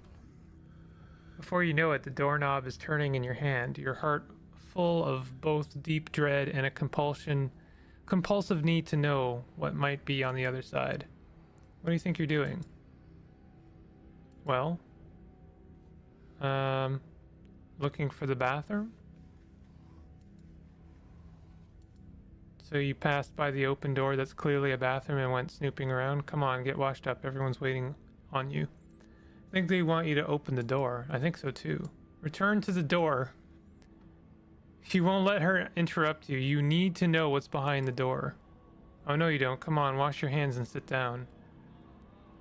She grabs you by the shoulder, yanking you away. You do as she says, cleaning up under her watchful eyes and allowing yourself to be ushered back to the table and away from the door. Dinner is already laid out. Dinner rolls, spaghetti, light salad. Kanika anxiously picks at her food. Stella is nervously talkative. Reese is suddenly quiet and tense, his shoulders tight as his mother perches on the chair next to his. Dr. Kelly eyes all of you with a sharp, fierce gaze.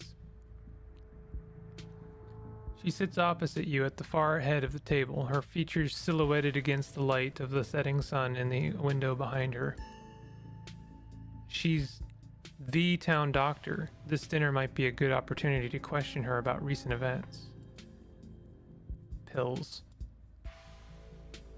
She slides a few tablets towards Reese. He obediently swallows them. This is excellent, Dr. Kelly. Is the pasta sauce homemade?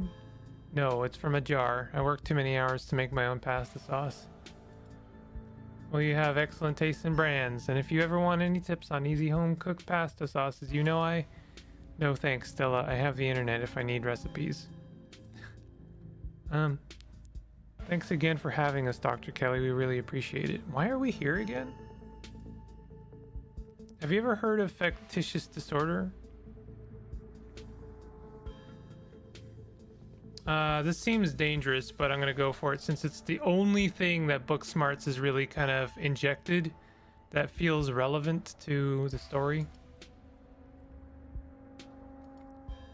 Of course I have. I went to medical school.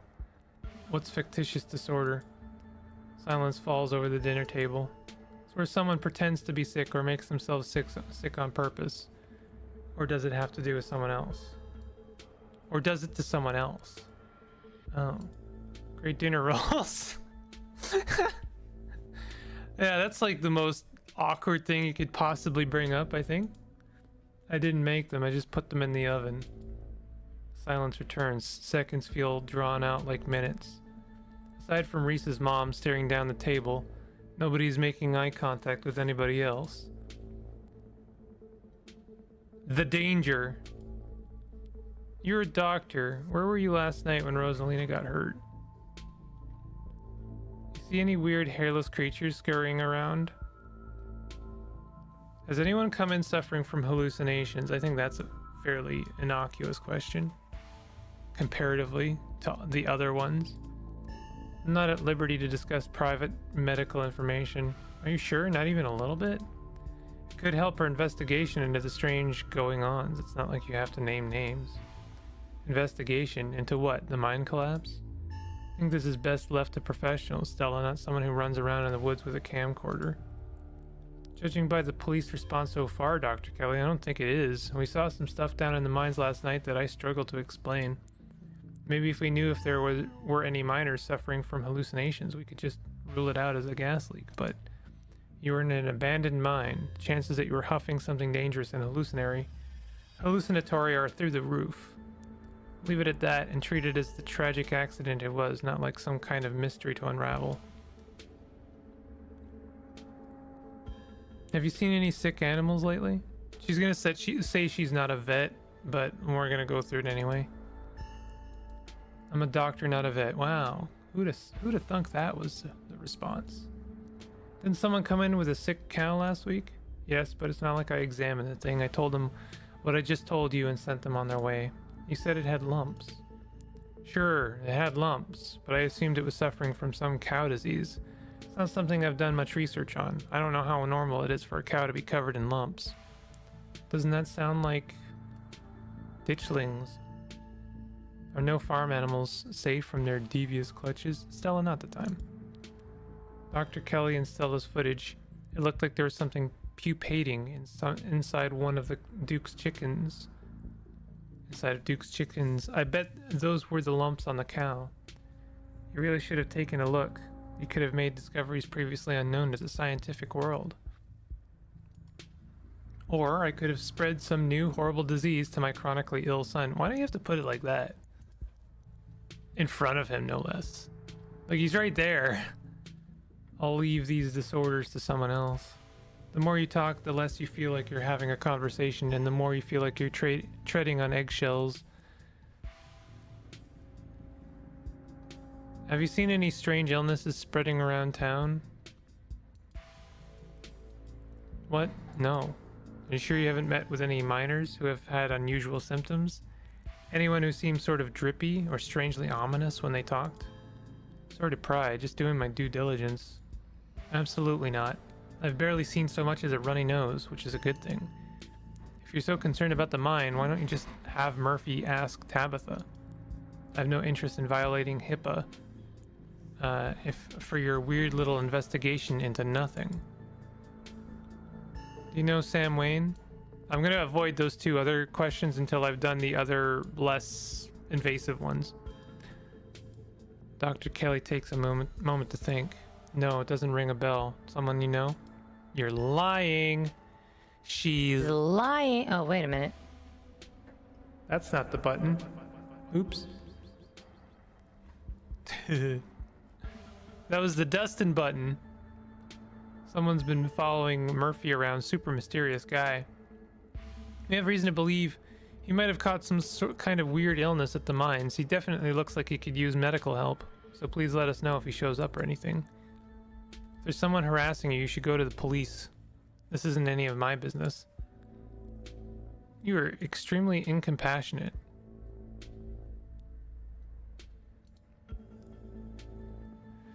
Does no one in this town have two parents? What an interesting question. It is something I haven't really thought of, but it's true. It does seem like everyone only has the one parent. You think Reese might feel better if he got to see people more often? Reese is a talented artist. You must be very proud of him. He has a lot of skill honed through practice and dedication. Can't say I understand a lot of his pieces, but of course I am proud. Thanks. Do you think Reese might feel better if you got to see people more often? No. I'm his doctor and his mother. You are someone who met him for the first time less than half an hour ago. One of us is a little more qualified to make decisions about his life. You know, I noticed he doesn't call her mom. She calls her Doc. You turned into Dustin. I did. That was the Dustin button. You know, Doc, I feel pretty okay. I mean, as okay as I usually do, so still kind of shitty. But I don't think having people over has been as rough on my health as you thought it might be. It's been really nice. Hear that? Reese can hang out with friends again. If you're still feeling okay after dinner, maybe you can even come ghost hunting with... Jesus Christ, Stella. Jeez, Kanika, what was that for? Don't push it. Just say that next time instead of kicking me. Your boots are heavy. We're totally respectful of Reese's boundaries, even though they might seem a little arbitrary and strict. Oh, don't call them arbitrary. They're not arbitrary. These rules are in place for good reason. Tell me how great you feel in an hour when the exhaustion catches up to you, Reese. You'll be knocked out all evening and regretting every minute of this, let me assure you. Ugh. As if I would regret being able to see other people for the first time in months. I don't care what happens, it was worth it. Tension at the dinner table reaches a breaking point. Alright, that's enough. Dr. Kelly is interrupted by Reese before she can finish her thought. So, we were talking about maybe watching a movie sometime this week while Murphy is still in town. We'll have to see how you're feeling. I can handle a movie, Doc. We'll just sit downstairs in the dark. Reese is used to that. I'm sure I'll be okay. You're always overestimating how much you're able to do, Reese. This is why you keep getting sick. If I get sick, so what? It's not like that's ever going to change. I'm sick every day. I'm not getting better. I don't want to spend the last few miserable years of my life holed up in the basement alone just because seeing my friends has been deemed too strenuous. I'm an adult, for God's sakes. Can't believe I have to ask for permission from my mom just to have friends over. Reese stops mid-sentence, wincing in pain and wrapping himself in his arms. Don't say things like that. I'm doing everything I can to try and fix. Silence as Dr. Kelly's eyes shoot open. Reese abruptly pulls himself from the table and leaves. Knew this would be too much. Everyone get out of my house, please. Just leave us alone. Stop trying to interfere with his life. All it does is hurt him more. We can't just leave him like this. Now is when he needs friends the most. No, now is when he needs me the most. I'm his doctor and his mother. I mean, you kind of suck. I'm not gonna lie. I know you care about him. I know that. He knows it too. But all any of you would do is get in the way. So just leave. Don't think I don't know something is up here. Don't think we don't know something is up here.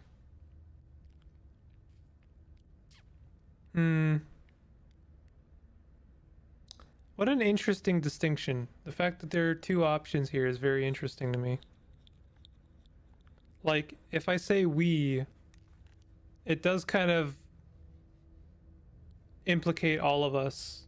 If I say I, then at the end of the day, I'm only here for a week, and I would not want to strain relationships for other people as well. Then again, we could just leave. Nah. Let's see what happens. Give me a second. I don't care what you think. I just want you out so I can take care of my son. Yeah. 3 of you are rushed to the door. We'll be back, Reese. I hope you feel better soon. Dr. Kelly shuts the door in your faces. The click of a lock signals the end of your dinner at Reese's. Factitious disorder. Do you really think Reese's mom is making him sick? If she is, I swear to God. She wouldn't. That's just so horrible. Who could do something like that to their own kid and for so long? No, there's no way. Y'all are barking up the wrong tree. Seems far-fetched, and it's definitely rare, but I don't think we can rule it out. Something weird happened when I went to wash my hands. It was like I was forced to try and break into the clinic. Forced how? It was like something was making me go there. Was it like that carving in the pit last night before you had that seizure? It was kind of like you were hypnotized. I wasn't there, but I guess I'll take your word on it. Hypnotism seems like a step up from what we've been dealing with, though. I mean, I don't know. A lot happened last night. The whole thing was very trance-like. I guess it was kind of similar. What if there's another carving in there? That'd be so weird. If there is, I wonder if it'd give you another vision. Maybe these things have something to do with the ditchlings. You're not suggesting we go poking around in there, are you? Of course I am. Maybe tomorrow. I am not breaking into Dr. Kelly's clinic based on a bad vibe Murphy got.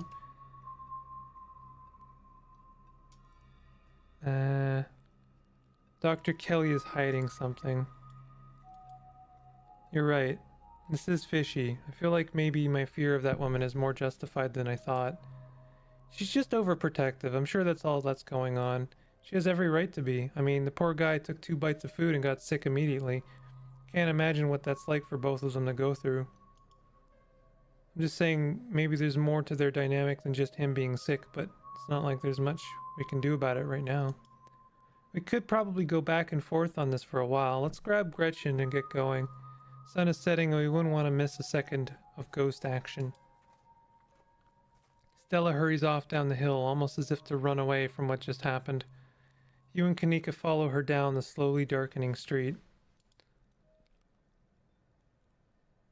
Lit by the orange hues of the setting sun, the library feels different. What was once a quaint building in a small town now stands as an imposing structure, its walls holding something that stares back at you with menace. Maybe Kanika is right. Maybe ghosts aren't real, and the rest of tonight is going to be a pleasant break from the events of the past few days. I like how the dialogue foliage kind of blends in with the background here. Your thoughts jump to the ghost books you've read over the years. So often the ghosts in stories are metaphors for something else. Are real ghosts metaphors too? Wow, book smarts, thank you for injecting that.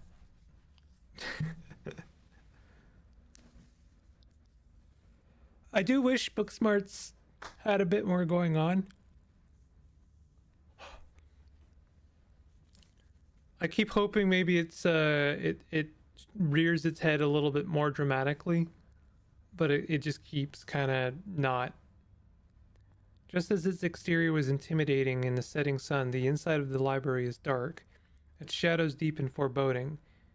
The meet and greet with the mayor ended quite some time ago, and the throngs of visitors took whatever joy was in this place with them as they left. Hey Oscar, are you back yet? Shh. You can't yell in a library, it's against the rules. Kind of depends on the library. It's after hours. Rules only apply before 5 p.m. Now it's our domain. Hey, you're just in time. Rosalina's situated in the back room. Alexis is going to keep her company while we hopefully get this all sorted out. I'd love for her to be able to sleep in her own bed tonight. How is she doing? She's not quite as chipper as she was when she was on stronger meds, but she's still doing surprisingly well. Alexis has been by her side nonstop. She's been a really good friend. Rosalina and I are both lucky to have her right now. I'm glad she's back home at least. We'll be able to get her back into her real home in no time. I've come fully loaded. Got my EMF reader, temperature gauge, spirit box, infrared camera, UV light, video cameras, salt, flashlights. Hey, it's phasmophobia. Flashlights for everybody in case the ghost messes with the electricity, parabolic microphone, Sharpies, paper for automatic writing, matches, candles for rituals. And you've got your specter sniffing compatriot at your side too. Oh, that's Gretchen saying. And you've got your specter sniffing compatriot by your side too. The snows can sniff out any ne'er-do-well we may find, whether spirit or scoundrel. You know what I imagine Gretchen sounds like in my head? She sounds like Tree Trunks from Adventure Time. That's Gretchen's voice to me. Oh, and a Ouija board. I know that they're toys, but you never know what might come in handy. Wow. This is a lot of ghost hunting stuff for something that was so last minute. Do you just have this stuff ready to go in a bug-out bag or something? Of course I do. I actually stashed a couple of bags here overnight after I got back from the mines. Excuse me? I wasn't about to carry everything around all day. This way we can go in light and pop out to grab some more stuff once things get really spooky. I may never have found any compelling evidence of ghosts, but that's not for lack of trying. And after last night, I'm more than ready to try again. Hey, I hope I'm not too late. Have I missed anything, any creepy paranormal stuff? Avery, glad you can make it. More pairs of hands we have, the more equipment we can carry. Sure thing, always happy to offer a hand or two. Hope you aren't taking this as seriously as everyone else. I need someone else to be rational with. Whoa, is that an EMF reader? I've never seen one in person. Look at all this stuff. Spirit box, parabolic microphone. Y'all really covered all your bases. Oh no. Hey, I'm as rational as they come. I'm just not ready to rule out weird paranormal stuff. When people tell me they saw a ghost, who am I to say they didn't? I mean, just last night, y'all apparently saw some truly unexplainable stuff, so anything seems possible right now.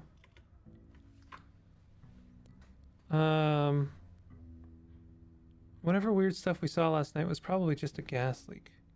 There could always be a rational, non-supernatural explanation of what I saw last night, like aliens. Oh yeah, I could see that. Nope, no way. We're not going down that route. It was just a mine collapse. Sure, we all got a little riled up in there. Knocking is just what happens before a mine collapse. There's nothing supernatural or extraterrestrial about that. What if it was a buried spaceship, rising from the ground and disturbing the mine, causing the collapse? Gotta keep an open mind, that's all I'm saying. Oh, that's a good one. I'm writing that down in my notes. Can't rule anything out. Why stop there? Well, it was Bigfoot. It was the Squatch. Yo, it was the Loch Ness Monster. Checking out some discussions. The end of this chapter is a big book smart moment. Oh, nice. Hell yeah. Oh! You're all messing with me, aren't you? Never. Yo! Don't rush off goes bustin' without Zane. What kind of voice does Zane have? Oh. No way. Nah, that's not Zane. He's got like a nasally voice. Ah.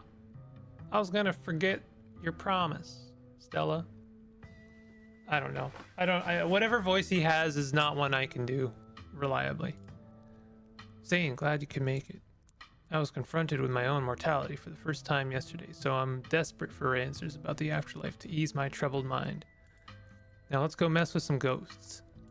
I like how he has a shirt with someone doing like a kickflip or some kind of skateboard trick, but it says his name on the skateboard. That's like next level.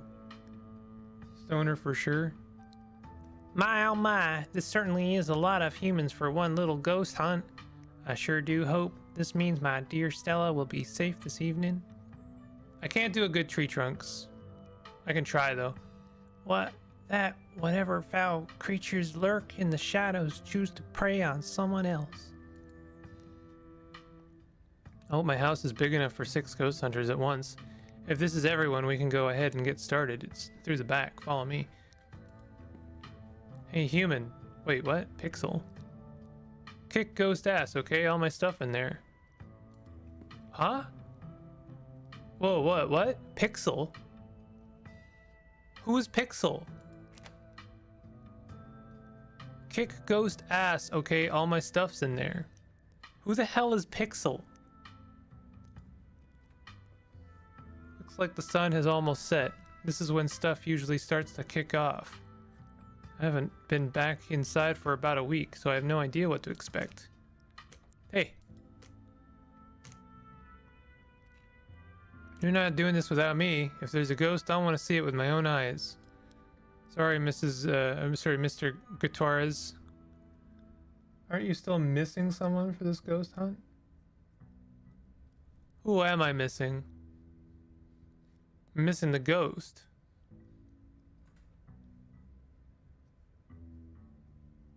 I don't know who I'm missing. Tried to stop her, but she was really convincing. Hi, Zane. What's up? Yo. Rosalina, you're not supposed to be out of bed. I'm gonna let Oscar handle this. Oh, didn't meet the library cat? It's the library cat, Pixel. I used to have a cat named Pixel. We shorthanded it for into Pickles. She was called Pixel because she was a calico, and she was a mostly white cat with a kind of like, I mean, she had a little bit of blotchiness on the top of her head and on her tail. Like her tail was kind of black with a little bit of a brown on the end, but then she had one black dot on her rib cage on the side of her. So she walked around, it was just like one black dot on a white canvas. So we called her Pixel. Let Oscar handle this. You decided it's best to let Oscar handle this. I've done enough resting, and it's not like hobbling around in the library is any different than hobbling around our house. I miss being there. I miss feeling home. Having pretty recently seen what happens when someone does a lot of wandering around or like getting up and doing stuff when they have an injury. And when I say an injury, I mean like they had like a wound and it was infected and they like fell over. I can understand maybe with like a recently amputated foot. Maybe don't actually, maybe sit that one out. In a realistic, like, you know, grounded universe, don't actually do it.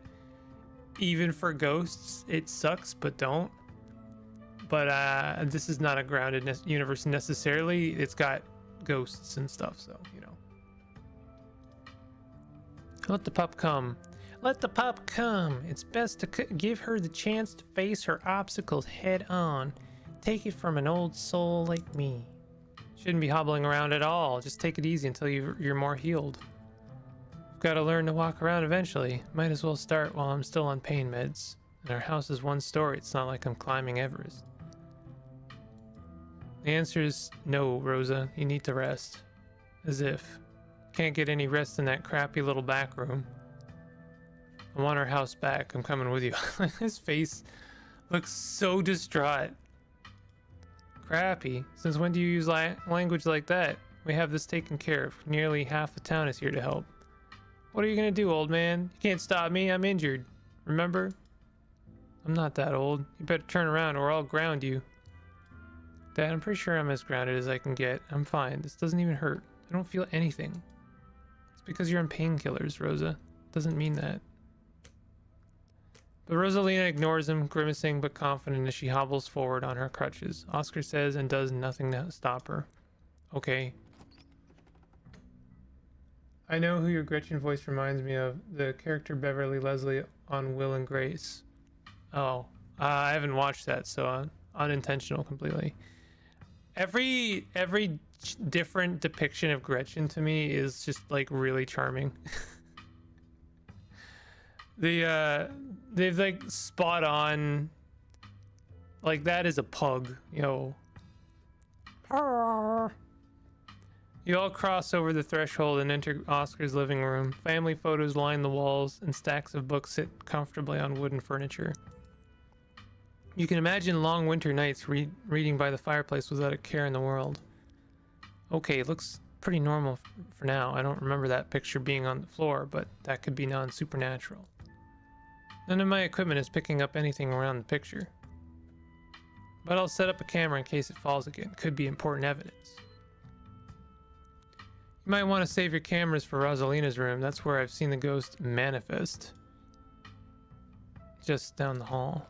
Oscar and Kanika startle as the door swings open. Oh, it's Tabitha. I got an achievement. Go ghost hunting with the maximum number of participants.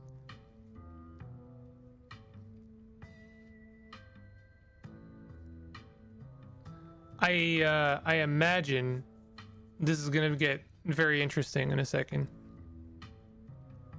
You're not taking my cousin along on any more of your little hijinks without me. Look at Gretchen's face. She looks like she's about to cry. Tabby. Can't believe you had the audacity to give me the slip earlier today, Murphy. After I explicitly asked you not to, at least you did me the courtesy of letting me know exactly where you'd be tonight, so I didn't have to waste my time looking for you. Thank you for immediately throwing me under the bus in the social situation. I wish I had not invited you. Wait, Murphy, you invited her? Wow, Murphy, you really brought the whole gang together today. I have every right to be here, Kanika. My family built this place, you know. Did you? Did they? Did they? Are you just like taking credit because of the coal mine? Yeah, I know. We all know. Murphy, what made you think inviting her was a good idea? She just wants to make sure I don't get hurt. Yeah, I'm looking out for my cousin. If y'all are gonna drag Murphy into dangerous situations every night, you'll have to deal with having a chaperone, okay? Got it? Okay, sure. The mine was definitely dangerous, but a haunted house? Come on. This is one of the least dangerous things someone can do. It's basically a slumber party. I don't know, Kanika. I usually don't see much action out in the woods. You know, Murphy and I both wound up in a pretty hairy situation Monday night. I don't think we can rule out the possibility of grave danger. Exactly. I'm not underestimating how much danger Murphy can find himself in, even while walking through a perfectly normal house. Sounds like we're in for an interesting night. I'm glad I didn't stay in the same town with the people I went to high school with. No wonder small towns have so much drama. You know, the one nice thing, like, inviting Tabitha is basically a zero stakes game, in my opinion, because she's outnumbered like 7-1 here. She's just gonna make herself look like a fool in every single situation. On the other hand, I actually think that Tabitha has a better chance of being helpful in some ways than Stella, and that's not a good look. If you said I like her, she would have had the most shit-eating grin. Aw, damn. Oh, she would have Tabitha Payne? Ah, crap. I should do more saves.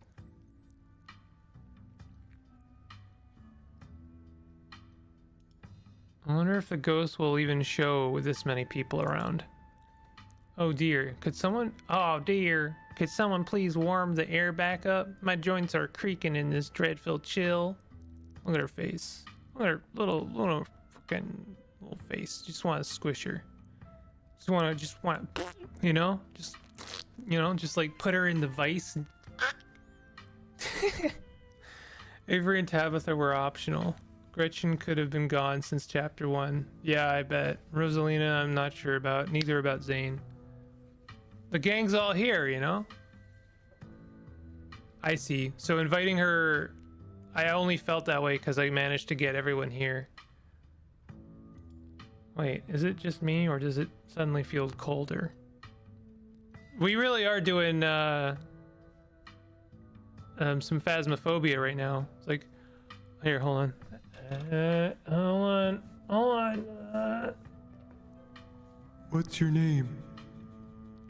Hello? Hello? Tell me how you died. Is your name Jonathan? Jonathan? Hello?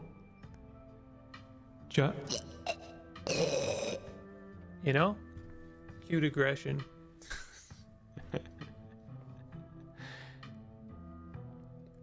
Yeah, it's cute aggression. It's just like I want to do that Anchorman gif where she's so cute I could throw her over a bridge. Sure does. I definitely feel that. Same. I've got chills. Temperature gun says it's actually a couple of degrees colder, but that's normal. Rooms and hallways are sometimes colder than other parts of the town, the house. What's Gretchen doing? What's she doing? Whoa, a genuine cold spot. Gotta snap a pic for posterity. Is that it? This isn't very scary. If the ghost mostly manifests in your room, shouldn't you have seen it? Okay, hold on. I feel a presence. Whoa. Describe what you feel. Is it a coldness deep within you? Does it feel like someone's watching us? Murphy, stop messing around. You don't feel anything. Yo, is it chill? If I were a ghost, I'd be mad chill. If you saw what I'd seen, I don't think you'd be saying that. That's an interesting point, though. What if ghosts usually are friendly, and they're only terrifying because they don't know how to be anything else? Yeah, like, I know if I were a ghost, I'd just vibe. But what if my vibes were bad, and I didn't know it? I shudder to think of the possibilities. What did you rope me into, Murphy? Okay. Oscar takes a deep breath before continuing. Let's head to Rosalina's room. Follow me. Whoa, that's a big patch of. Oh, I guess they. Yeah, she was probably bleeding on the ground. That feeling again, like the mines, like the door to the clinic, a dusty, suffocating, dizzying feeling. Something is in this house, though whether it's a ghost or something worse, you aren't sure. Whoa. This is where I've seen it. It appears on top of the stain. Do you mean this massive blood stain? It stinks to high heaven. Yeesh, it's gotta be tough to scrub out. Doesn't the country own this house? Do they know about the damaged carpet? Have you seen your house? That's a good point, Tabitha. That's some heavy stones you throw in near your ramshackle glass mansion over there. I don't see how that's relevant. Weird, I'm not getting anything. It's not even cold. It's the same temperature as the living room. Nothing on the EMF either. Then your equipment is wrong. The stain is definitely paranormal. I've scrubbed it out too many times to count, and it just keeps coming back. It's just a stain, Dad. Can't we just cover it back up? I don't mind sleeping in here. Maybe we have to scrub it out first. Could be that the paranormal stuff will activate if we give it a reason to.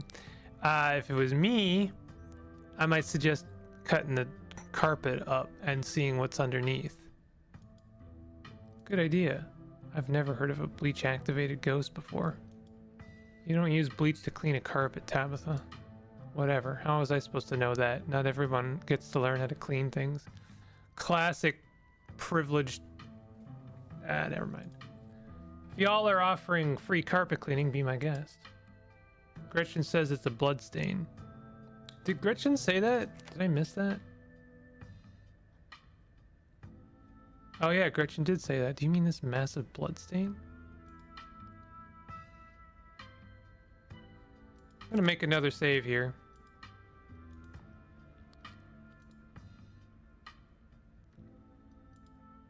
Gretchen says ghost blood. Or it's just a rusty pipe leaking all over your floor. I think that'd be a bigger problem than what Murphy and Stella are suggesting. I don't know. Ghost blood sounds pretty intense. Have you all tried ripping up the carpet? There we go. Kanika's the voice of logic. Didn't mean to do that. The government owns this house. There's no way I'm leaving a big red stain in their carpet. I made sure it was pristine every morning. Besides, I also kind of assumed it was ghost blood, which it is. What does that have to do with it? The government also owns the carpet? Does the government stop you from recarpeting the room? Don't worry, I'm sure they'll just take you to court for neglect instead. Kanika is obviously right. Did it really not occur to you that there could be a leaky pipe under the floor? What if there's something written under there? Only way to be sure. Stella excitedly starts tugging on the corner of the carpet. Are we digging? Are we digging? Let me help. This is my area of expertise after all. Oh dear. You're doing the government a favor, really? We'll cover for you. You don't have to sweat it. Stella pulls back the carpet, revealing a hatch, the floor around it stained in reddish brown. What if there isn't a ghost after all? What if somebody lives down there? Okay, maybe I don't want to sleep in here. We're going down there, right? Of course we are. This is even better than finding a message. But there's no basement in this house. At least we weren't told about a basement. And look, all the red stuff is coming from underneath. Oh yeah, this is super haunted. You've got a basement chock full of ghosts. I can just feel it. It's like that. It's like the thing that the Ghostbusters keep the ghosts in, like that machine.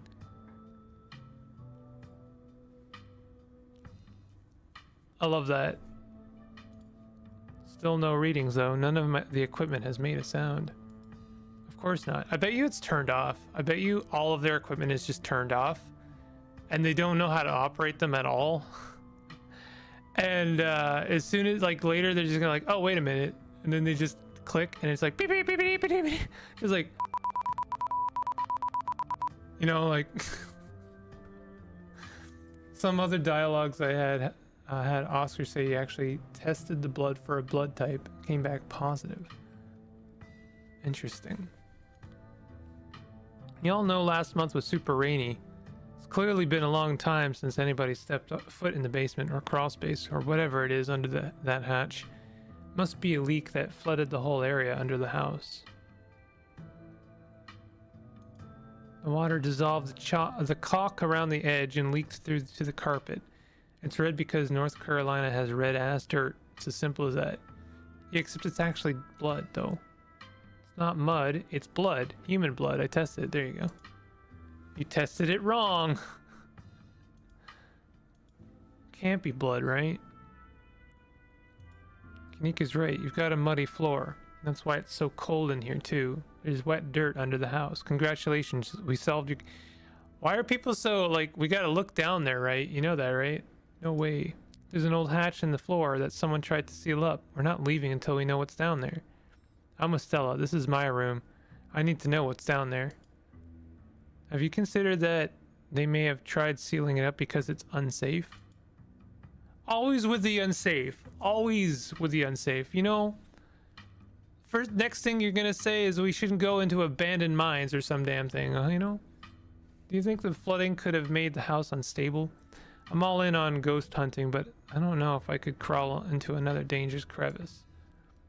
I'm going for it. I mean, you're going for it, Stella. Ooh.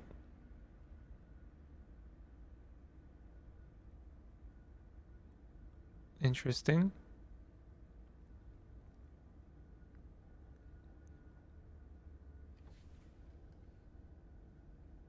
You come to in Oscar's living room. You can't tell what time it is, and your friends are nowhere in sight.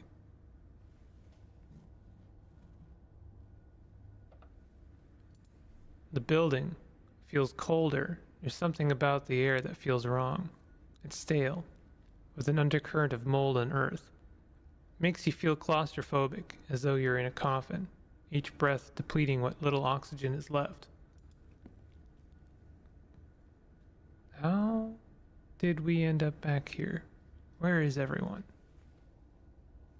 Did we pass out again? Was there a gas leak in the basement or something? Is fainting some kind of weird family thing? Is there a genetic condition I need to be worried about? Not that I'm aware of. Nothing like this has happened before you got to town. Who knows what sort of nastiness was festering in that basement? Your cousin marches to the front door and opens it. Why does it look like Oscar's house is in front of us? Didn't we just leave? Must be misremembering things. Let's go. What if the others are passed out in Oscar's house or somewhere deeper into the library?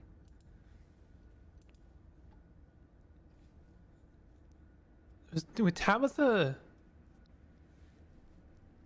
wouldn't be here normally, right?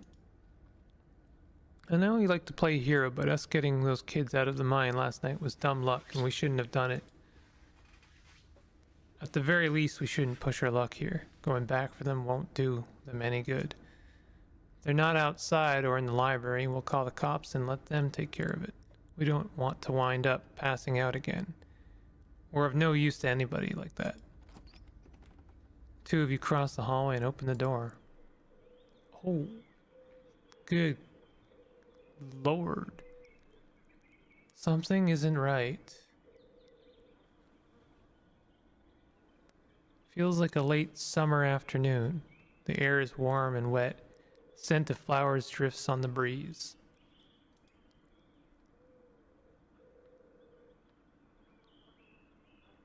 Do you see the creature behind those thorns? That's one of the bad omens, Stella. And I found it in the woods. Stella and I found the woods. Do you see? Ew.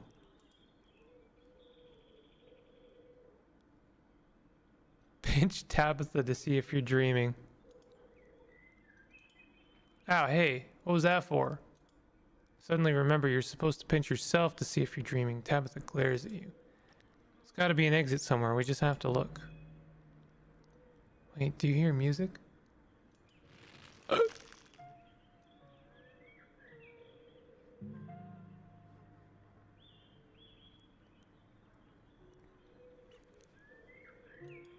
Stella? Who are you? What are you doing on my property? Bark, bark, woof, bark. Huh?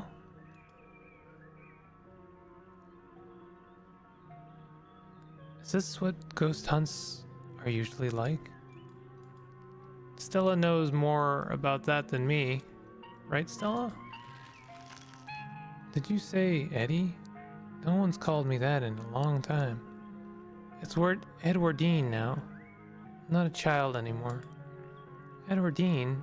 Eddie, you gotta be kidding me.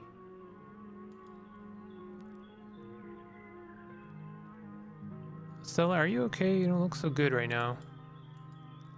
Well, you're just pranking us, right? I wish I could say the same. You should have stayed gone. You absolutely shouldn't have shown up here of all places. If you're caught, I don't think you understand what Father might do. I'm not scared of Father. Okay, what is this? Some kind of scene? Wow, great job. You got me. You can stop now. Arf, arf. I can't. It's not that easy for me. My brothers were sent to Normandy, and now I'm the only Scarlet left besides Father. I have responsibilities, Charlie. Shut up. Shut up.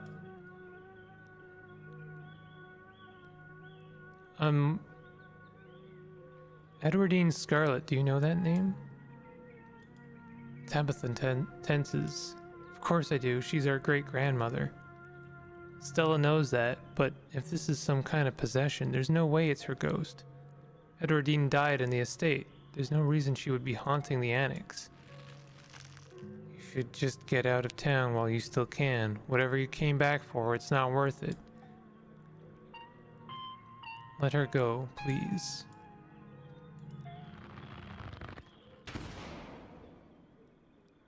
She's gone, along with the shadow in the corner of the room. Come on. We must have taken the wrong door out of the annex. We're getting out of here before anything else happens. I don't think we're in the woods. I don't think we ever left the house. No way, come on, we're going back inside. She yanks your arm, pulling you back the way you came. Where did the annex go?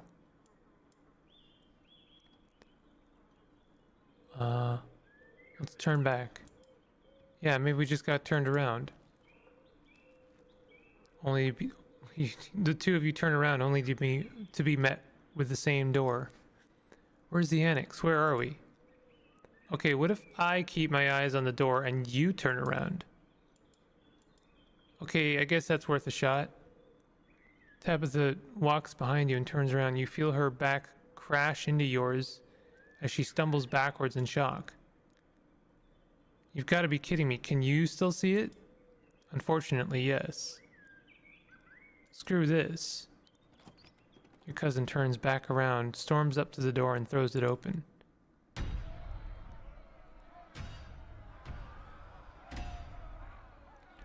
Bells ring as a cacophony rages outside. The door in front of you pulsates as figures unseen bang against it. The shaded figure from the garden sits in the corner, ever so slightly more defined. Are you kidding me? This is messed up. We need help. God, please let this call go through. Tabitha anxiously taps her foot as she waits for her phone to connect. Hey, it's... what? No, it's Tabitha. Didn't you see the caller ID? Stop interrupting me. Can't you hear what I'm... Cousin is cut off by the dial tone of a disconnected call. Great. She couldn't hear a word I said. Looks like we're on our own. Rosalina. Junior, pack your things. Quickly. Hurry. Jesus, Rosalina, you scared the shit out of me. Maybe we should run out on a trail too. Make an example of the whole family.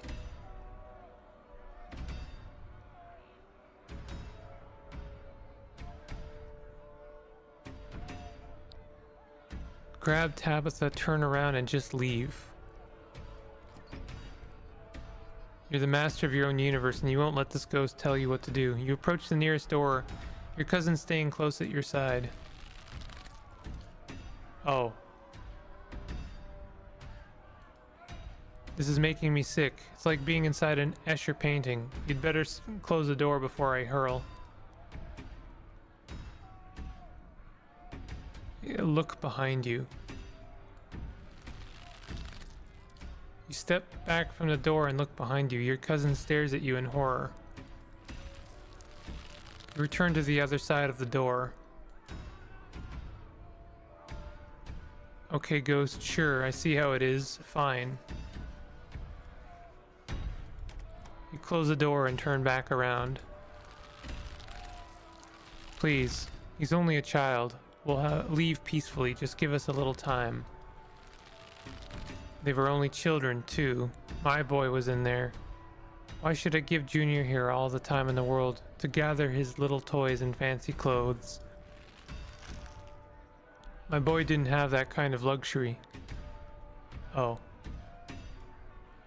The ghost is showing us its memories, isn't it? It's trying to communicate with us.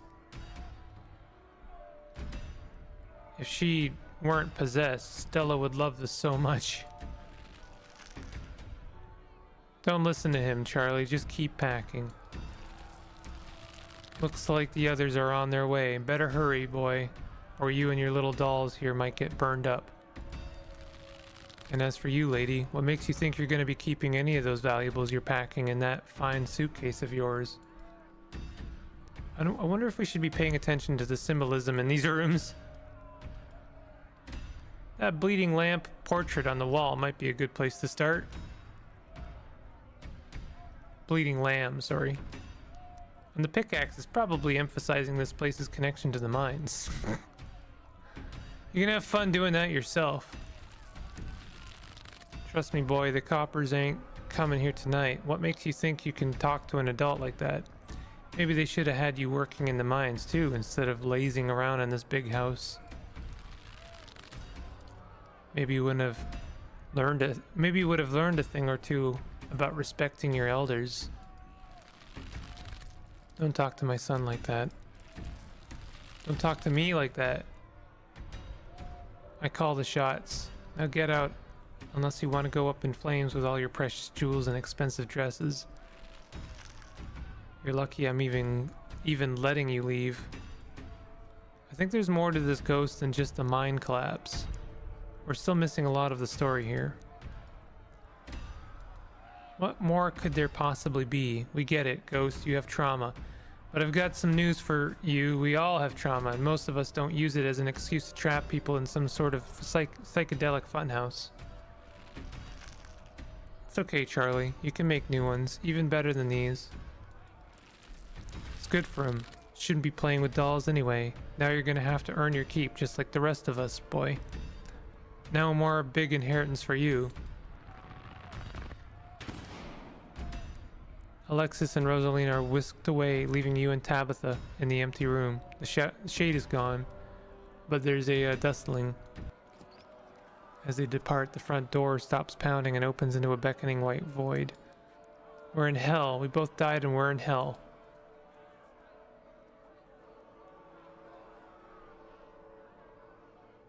There's so many ditchlings here.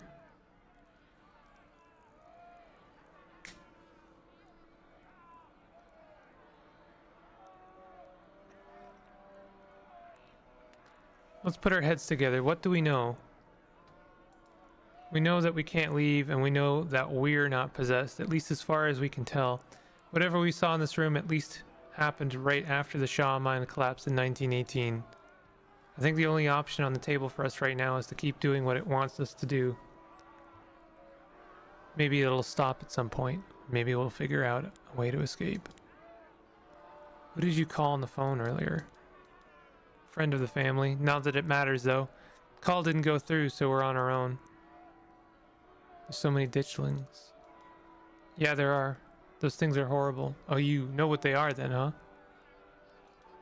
No wonder you were such a mess when you came back on Monday. There's only one way to get to the end of all of this, shall we? Yeah, let's get this over with. You and Tabitha walk up to where the pounding door used to stand and step into the void. You're outside and it's night. False moon looming massive in the painted sky. The night feels thick and warm, the insects lively, their calls unnaturally tinny. Everything feels warped and wrong, like you're listening to a record fished from the bottom of a pond. What magic words do I have to say to get you to let us go? I'm sorry, okay? Whatever my family did to piss you off so much, I'm sorry. Oh. You poor dear. I've been keeping track of you, scuttling around town like a tomcat. You've fallen hard for Miss Edwardine, haven't you? Okay, these scenes are out of order. This one must be after the garden and after the collapse. That's exactly what I was thinking. This has to be after he met back up with Edwardine.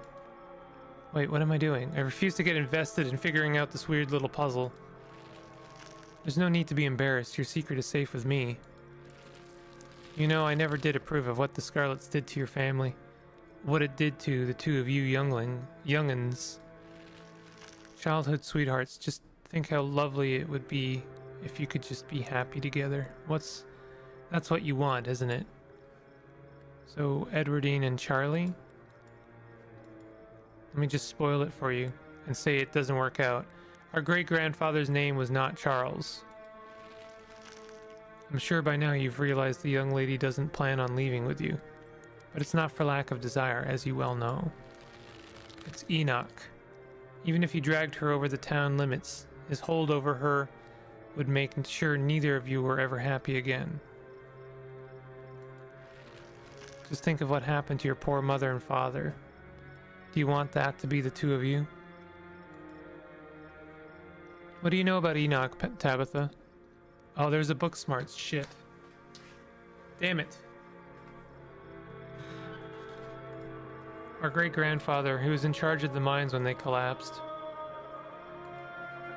I don't know much besides that, so don't bother asking. Has there been some kind of theme with the possessions? Like who's playing what role?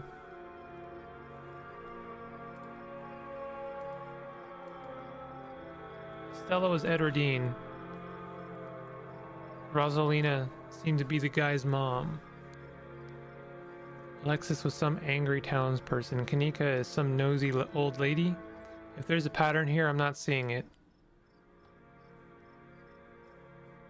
Maybe it's just pulling the closest matches it can find. If that's the case, then I'm not too concerned about reading between the lines. The powers at work here are stronger than even your love could withstand. You need to break the bonds holding her here, then you can both go free. No more misfortune, not for you, not for anyone else bold enough to step foot outside the holler. Kanika mimes handing you something, though her hand is empty. Everything you need to know is on that map. Identify some of the plants in this room. Okay, symbolism in this room. The flies on the flowers could symbolize something that looks like it should be sweet, but is actually rotten. Do you know what kind some of this other stuff is? No, I don't see how that helps us. It's obvious that no one should trust this lady. I mean, just listen to the way she talks. I don't need a fly-infested flower to tell me something is up with her. That's where you'll find them. You need her there, and be careful. Good luck to the both of you. I hope you get your happiness. And then she's gone. Tabitha sighs. Okay, let's find the way out. Unless you have any ideas, I don't think there's anything else we can do until we get to the end, or until we die, whichever. Before the two of you can leave, a smell hits you. Sweating, suffocating flesh, with a tinge of the saccharine and stomach-churning scent of decay. There you are. It's Wayne! I would have found you sooner, but the resident clearly doesn't want me here. Doesn't seem to have the same issue with these miserable little parasites. Ew. Bottom feeders always manage to slip through the cracks, don't they? Talk. I think Wayne is fine. Oh hey, it's Tabitha's ex. Shut up, Murphy. Don't you dare say that. The breakup wasn't pretty, Murphy. Best not to tease at the ragged edges. Tabitha grabs your arm, her grip tight and nervous. We're getting out of here. What an unfortunate situation you've been dragged into, Murphy. I don't think that girl is any good for you. Stella. What was her name? Was that her name? She seems she's skilled at finding trouble. Maybe I should pay her a visit soon if she makes it out of here alive. Tabitha bolts for the underbrush, desperately pulling you along. Stella.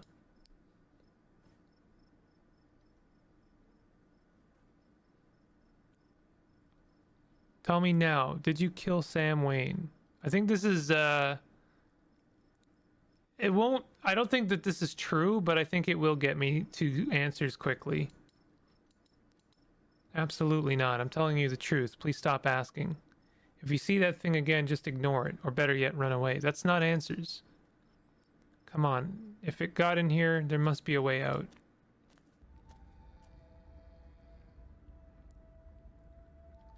Two of you step out from the brush and into a long wooden corridor lined by bottles and rails. Figure rises to attention, blocking your way. I'm afraid he doesn't have long. If there's anything you need to say to him, I'd say it now.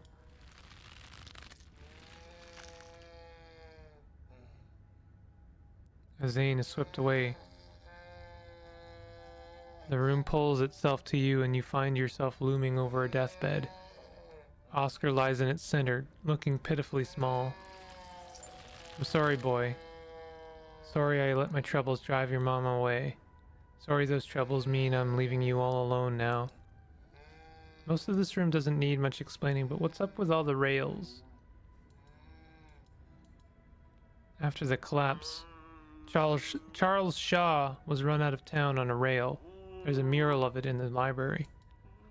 Okay, and then the goat portrait back there is what the wounded lamb from the room with Rosalina grew up to be. Same as the goat head in the garden, as in Charles Jr. Charlie. Yeah, that seems to sum it up. Geez, I kind of feel bad for the guy. That's exactly what he wants us to feel, isn't it? Oscar looks so small and pathetic in that bed. Damn it, Junior, how many times do I have to tell you? I tried to stop it from happening, but the damn snake Enoch went behind my back. Oh, what bullshit.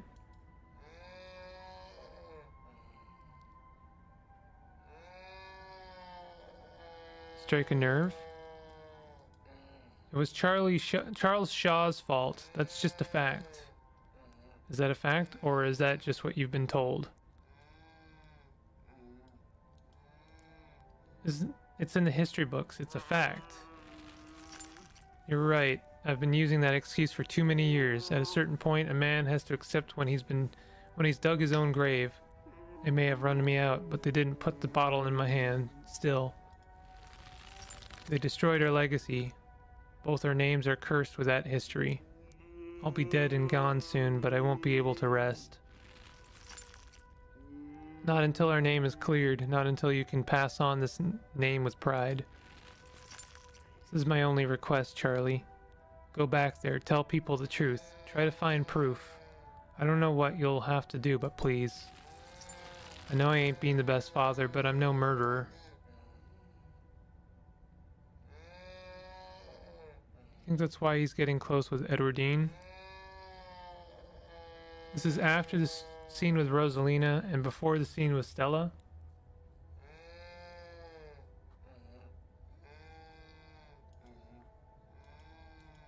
That sounds about right. And the scene with Kanika. I wonder how many more of these there are going to be. Damn it, boy. I may not have till the morning. Promise me. Promise you'll go back. And at the very least show that Enoch bastard what for.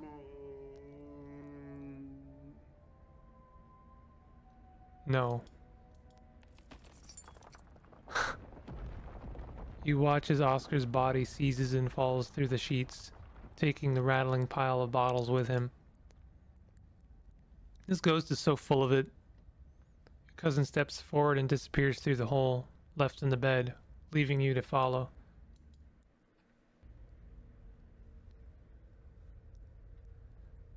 You find yourself pressed uncomfortably against a trellis. A small castle sits off to one side, off of the wall, and the bars of a prison loom over both of you.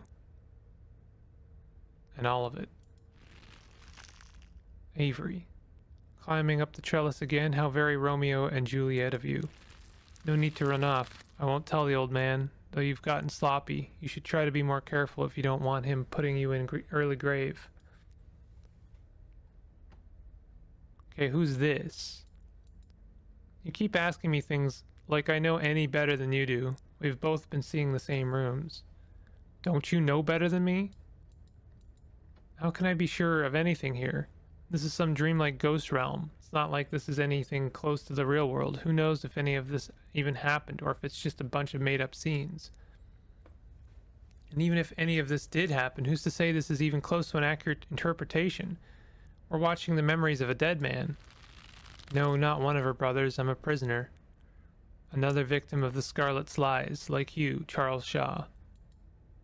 The castle, the goat knight, the unicorn. Are the estate. Charles Jr. and Edwardine, I'm guessing. But that's definitely not her behind those bars. No, definitely not. A mere generation makes no difference. His blood runs in your veins, does it not? And now it runs in hers. Seems your little trysts bore fruit, and oh, will you ever be in trouble when the old man finds out. Tabitha's eyes go wide.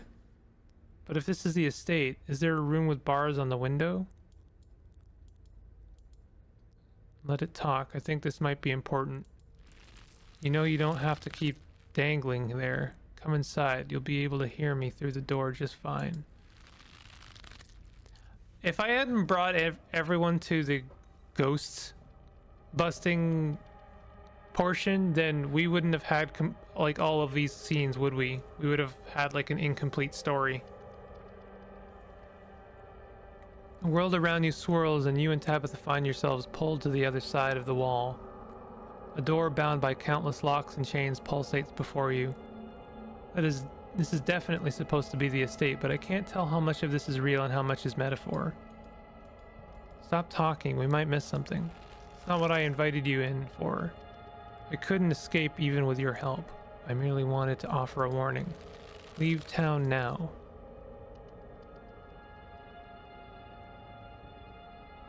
Why? Why should I leave? This guy has nobody to blame but himself. You hear that, Ghost? You were given every warning you could have. You could have just left. You can't take her with you. It's not possible. You can always stay and die. But if I were you, I would use my healthy legs and run as far from Scarlet Hollow as possible. I hear the beaches are nice. Why don't you take a permanent vacation there? Guessing he doesn't do that. I'd kill to go to the beach right now. Why should I trust you? I'm guessing he doesn't do that. You've been talking to the witch, then. Where's Avery? Oh, very interesting. I'm gonna turn it down a little bit, because I notice it's approaching my volume and I don't want it to necessarily. Cliffhanger. Oh, there's Stella. Charlie, get away from the door. Don't listen to it. Stella. I promise we'll figure out how to free you soon, Stella. There can't be much more to these memories. This is like being stuck in some sort of soap opera.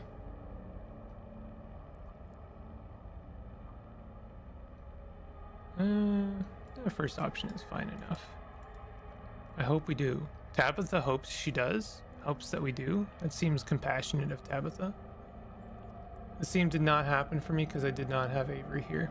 Yeah, I noticed. I figured that the only reason we had such a complete sort of chronology of events is because we had every single character present at the ghost situation.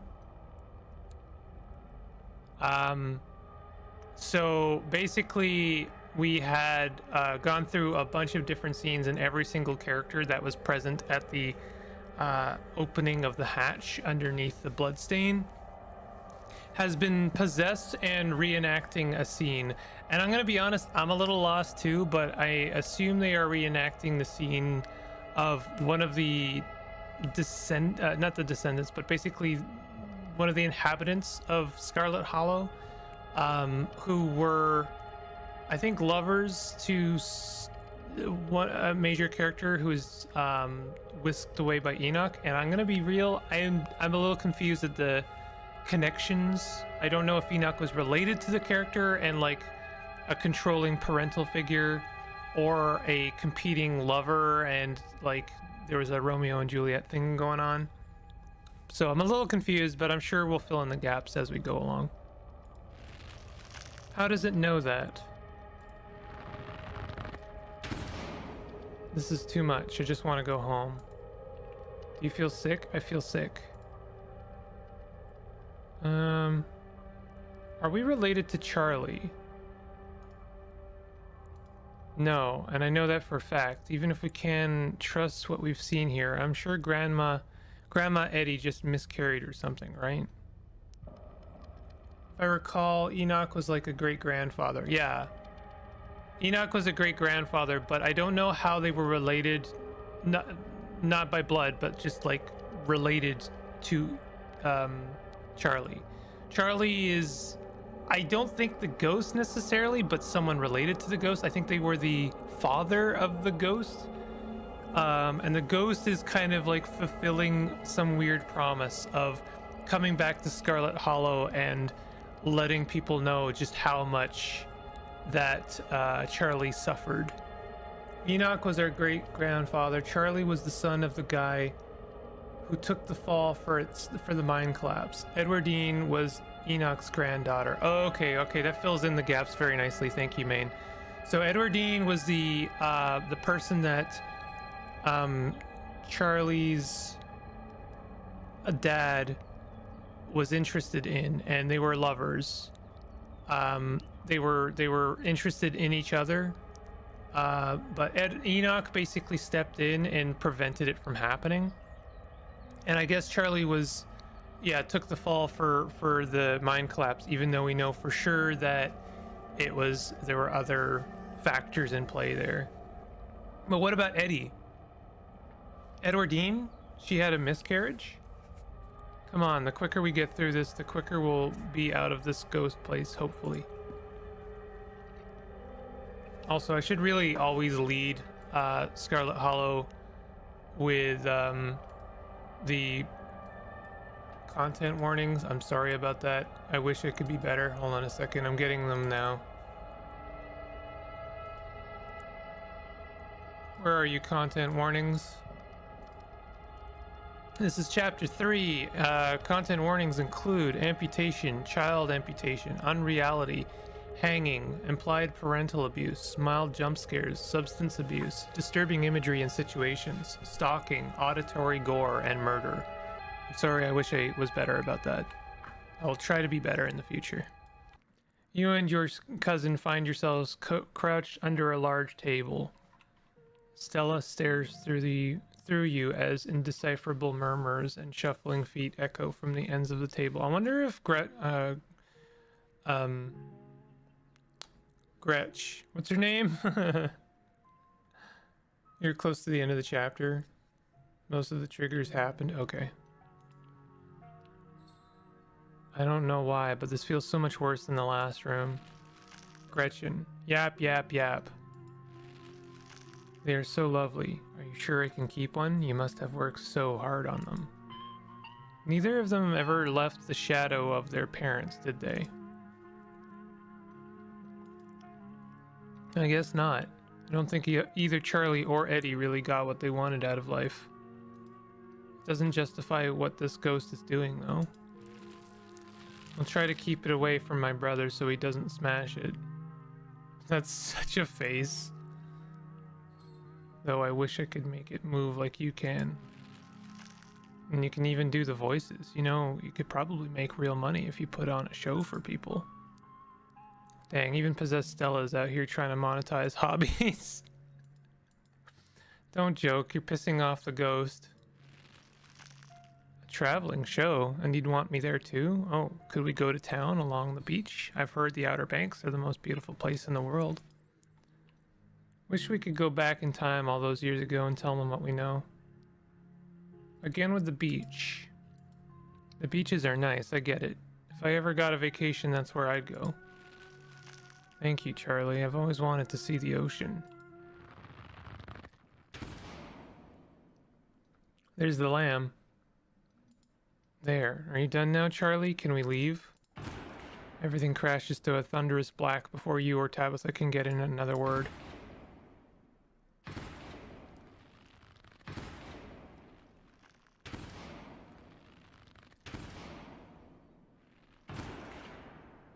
Gretchen. Whoops. You know what? Let's save. Yeah. Single spotlight remains, illuminating a trapdoor in the center of the stage. You feel drawn to it. We're the final performers, aren't we?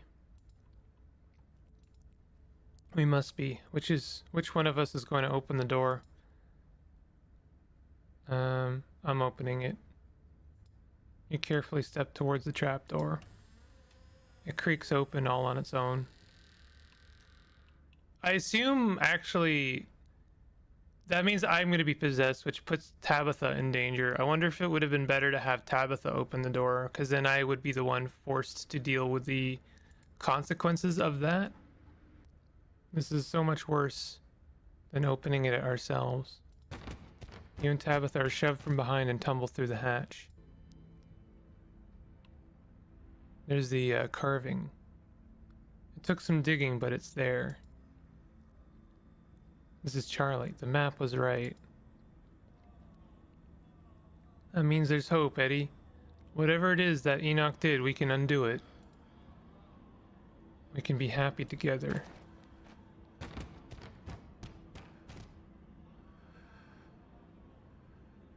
Eddie?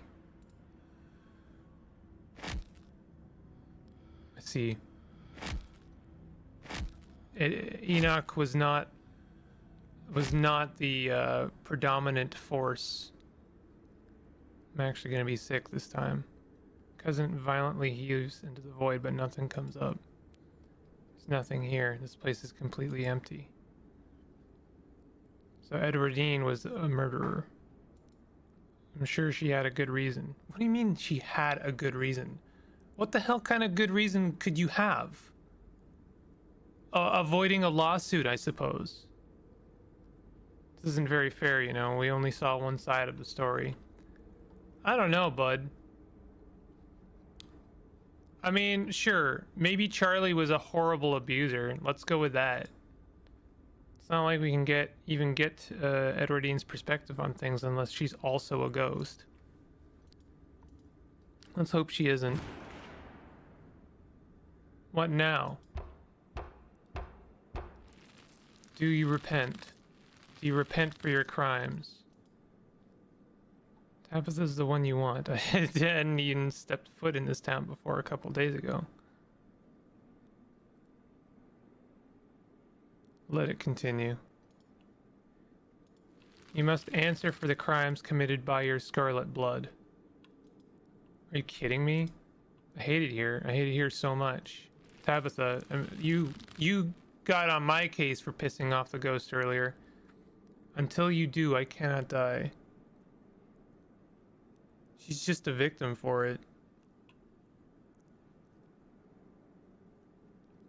Remember that Tabitha was raised patronizing her lineage. Yeah. I want to die, please. I have been alone in the dark for so long. All I ask is for some of your years. To pay for the years that were taken from me. What are you saying? My life was stolen from me. I want some of yours. It's only fair. No, it is absolutely not fair. You've got to be kidding me. Neither of us had anything to do with what happened to you. The sins of the father are to be laid upon the children. One of you must forfeit. It doesn't matter which. Bullshit. You're on trial here, aren't you? Advocate for yourself. Advocate for yourself. If you're putting us on trial, you need to give us a chance to present our case. Yeah, we have rights, you know. I take it you have a plan then?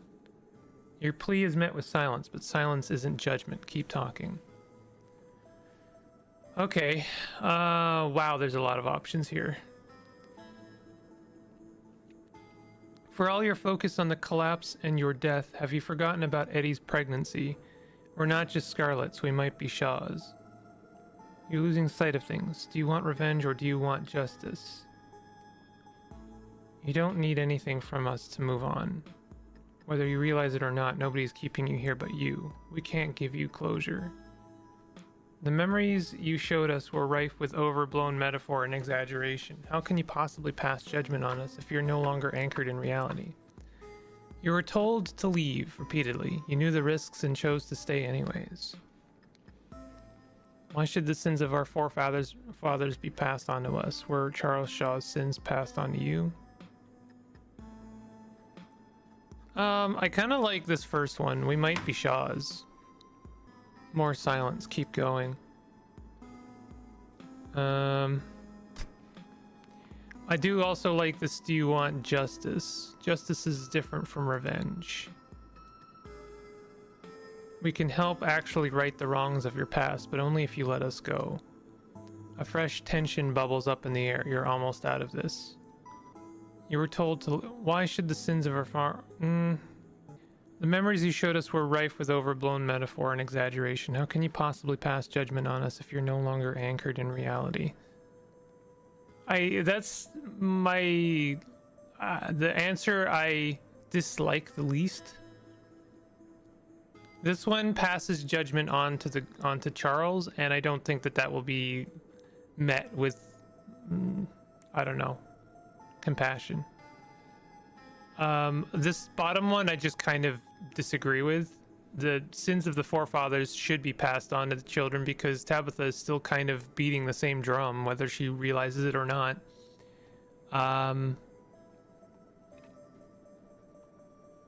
So I'll take the second option. The jury box is pulled away as you and Tabitha are brought face to face with the spirit. It's time for your closing argument. You don't know anything anymore, do you? You don't know right from wrong. You don't know fact from fiction. You're just a sad memory of rage and self-pity. You need to finally die. After all these years, someone has finally heard you. We're going to find out the truth of what happened to you and Eddie and your child, Charlie. You can finally rest because your burdens are ours, now ours. I like that the most. Silence.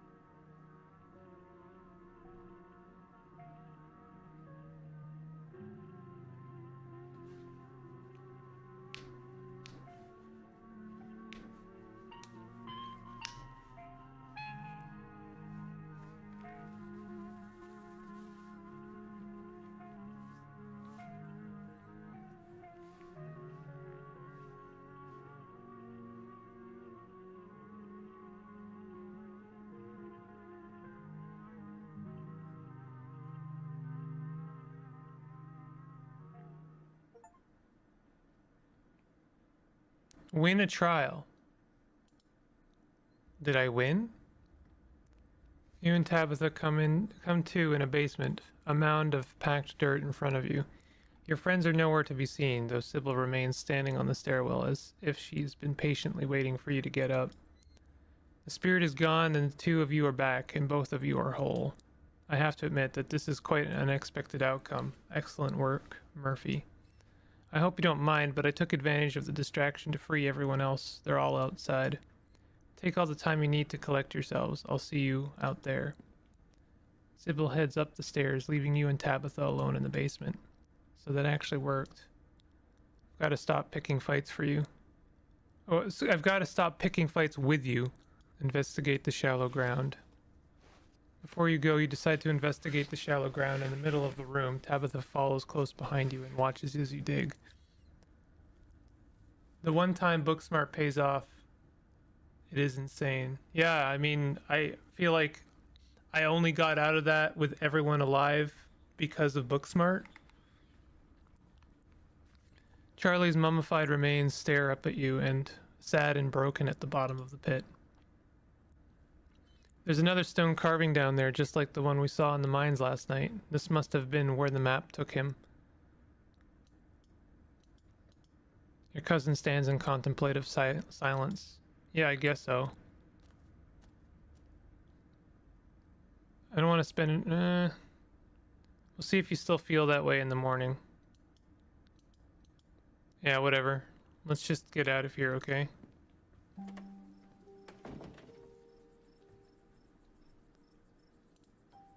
It's real this time. A cool autumn breeze blows small piles of dried leaves across the steps of the library. Finally, we're out of the funhouse. I'm gonna go wait by the car. The last thing I want to do after all that is talk to people.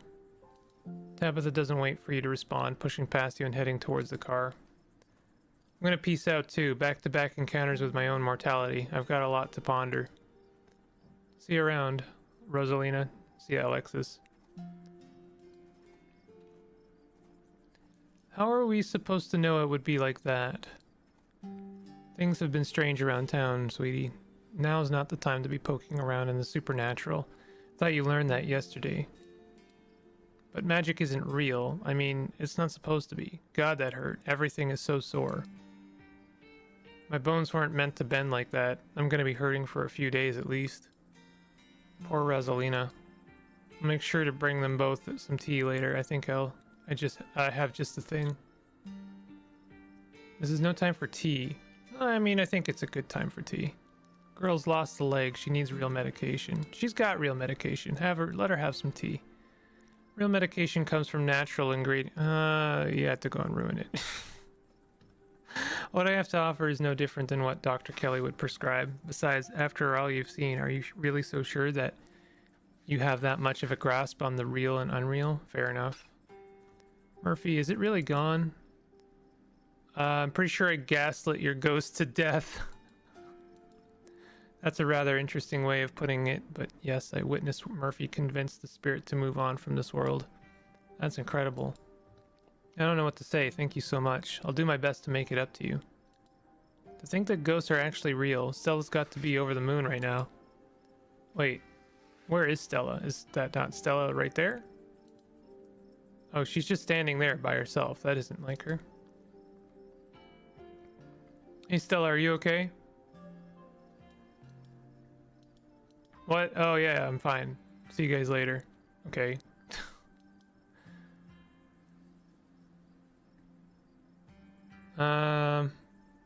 Should we go after her? She didn't seem okay. Stella. I think she just needs some time to herself. Stella's been the kind to share her burdens. Never been the kind to share her burdens. I doubt that'll change just because somebody goes chasing after her. If anything, it'd just make her clam up even more. She's strong. I'm honestly surprised she and Zane are the only ones heading out right now. You've all been through something awful. And each and every one of you needs rest. Especially you, Kanika. We don't want that cold of yours to get any worse. Kanika has a cold? There's another carving in there. They keep giving me visions. Wonder if those things are tied to everything supernatural that's been happening.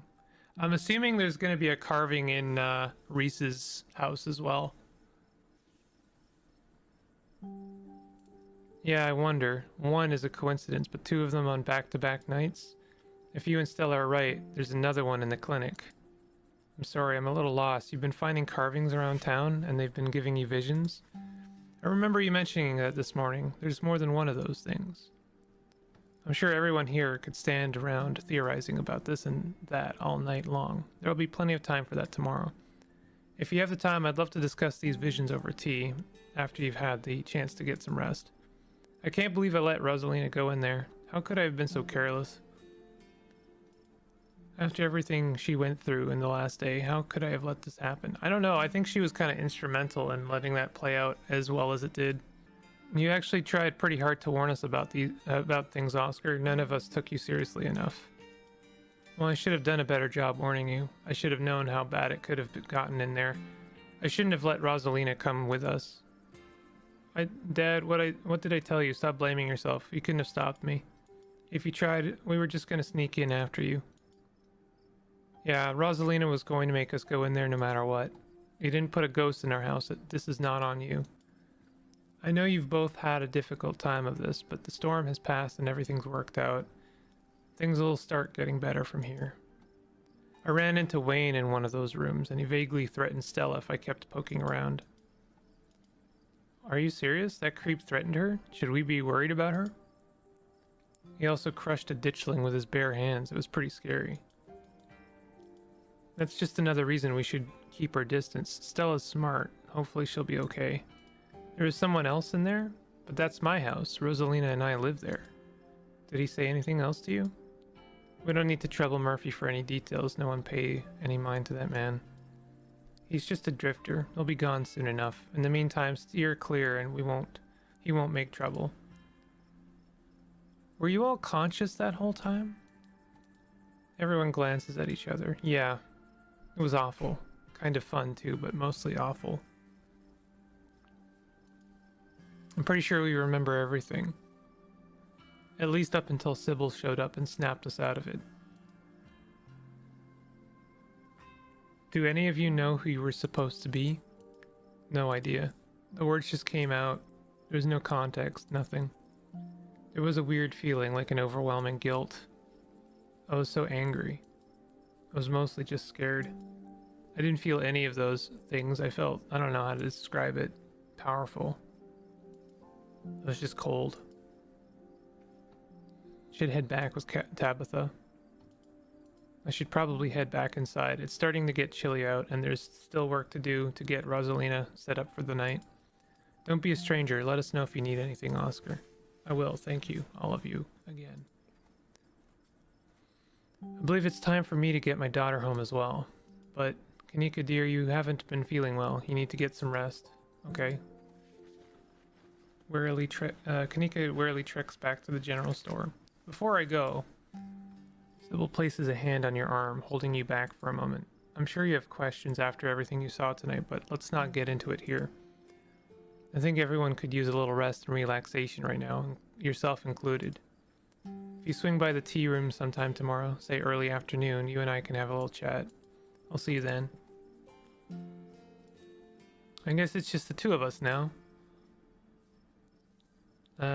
What do you remember? As far as I know, all of it. I might start forgetting soon, but for now it's all fresh. The twisting wasn't the most pleasant, but even though I feel like I got tossed in a blender, it honestly made me feel alive. So you have no idea who you were? I could roughly place most of the others. None whatsoever, but I remember everything I said, and I remember that cold feeling. Prisoner of the Scarlets. I wonder what your family was up to back then. I guess we can add it to the ever-growing pile of mysteries.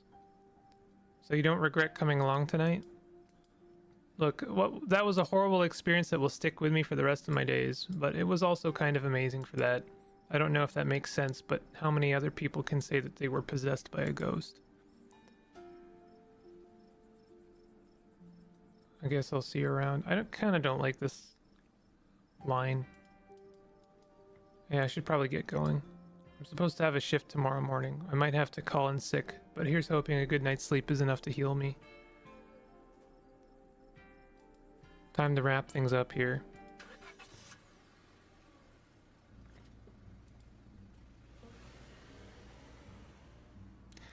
Pastry. Pastry, you had to post that image in the goober chat, huh? Jesus criminy. Yeah, that'll be that's a real moment for the channel forever.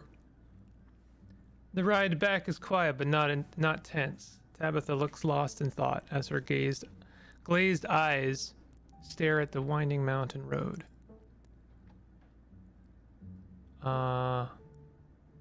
Thanks for coming along tonight. That place would have been a lot worse without you. I'd say that someone had to be there to watch your back, but I guess you wound up handling everything just fine by yourself. So I guess ghosts are real. Yeah, I guess so. Feels like people should be making a bigger deal about this.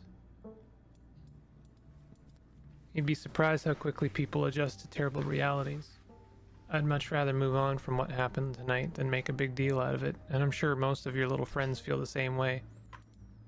Still, you did a good job tonight. I'm almost proud to call you my cousin. Wow. I'm not going to ask this. I don't need the sarcastic response to that one. You slide back into silence as the car makes its way back to the estate.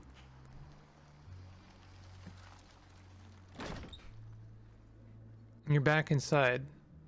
After the events of this evening, the howling winds and unsteady creaks of the estate almost feel like a warm welcome. Well, we're back. Still can't believe we all made it out in one piece. I want to talk about Wayne. Really talk. Here we go. Why is he following me?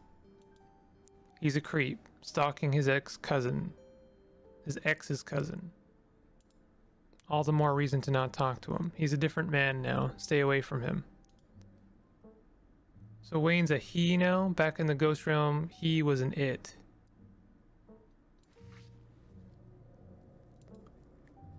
Does it really matter? Yeah, it kind of really does. Why would you keep something like this, especially after what we just went through? I was scared in there, and right now I'm so exhausted I can barely think straight. Who cares if Wayne is a he or an it anyways? Either way, he's bad news and you'd best stay clear. You really don't want me talking to him. What does he know that you're afraid I'll find out? I just know him. Please trust me when I say he's bad news. I trust that part. I totally am on board with that part. But please give me context. I understand it's probably sensitive, but goddamn. Don't you think it's like really important that I know since they're following me? Do you think he's actually going to hurt Stella? No, he's a creep, but I don't think he has it in him to hurt her. I don't think you've noticed, but Stella is irritatingly resourceful. She'll be fine. Why is he all gross? He's sick or something. Probably part of why he's such a creepy weirdo now. I don't know if it's contagious, but I wouldn't rule it out, so don't go near him. Avery made it sound like your workers are about to go on strike. Just wanted to give you heads up. I don't think I want to tell her that. Although, I guess if I don't tell her now, it might come up later that I knew that. Do you think Stella's okay, like, emotionally? She wandered off back there. I'm worried about her. She's a pest, and like all pests, she has an uncanny way of bouncing back from things. She'll be fine. I guess it's fine to tell her, although, I don't know. I really don't like I don't dislike Tabitha necessarily, but I really don't like the possibility of what she'll do to the union workers. Or, like, I respect people's right to strike. They probably have very good reason to. I guess I'll tell her. Pinkerton, god damn it. God damn it. Oh no, that doesn't make me feel good. I knew that's why they were what they were ramping up to, but they're bluffing. They value their paychecks too much to take on that kind of risk. I don't. Well, I mean, I'm glad you think that, honestly, because you're about to head in for a rude awakening, I think. I'm sure this will all blow over soon. If it doesn't, well, I guess this bad week will just keep getting worse. Oh, good. We end our day with a pain. Tabitha pain. Alright, I think it's time for me to turn in. That's a good idea. I'll talk to you tomorrow. Don't keep poking around looking for trouble. You just have to make it to the funeral. 4 more days, that's it. And then the bus comes. You know, I don't have to leave the holler. I could get used to this place. Maybe you won't have to leave. I guess we'll see. I love this face so much. Anyways, night. See you tomorrow. Time to go to bed. You don't even notice yourself entering the guest room and falling into bed. Suddenly you're just there, buried under your family's musty covers. It's Wednesday night. Nearly half a week has passed since you first arrived in town, and a little over half a week remains until the bus comes to take you home. Spirit of Charles Shaw Jr. has been put to rest, but disaster still looms over the town of Scarlet Hollow. Still, tonight was a good night, and you fall asleep with a gentle, well-earned smile on your face.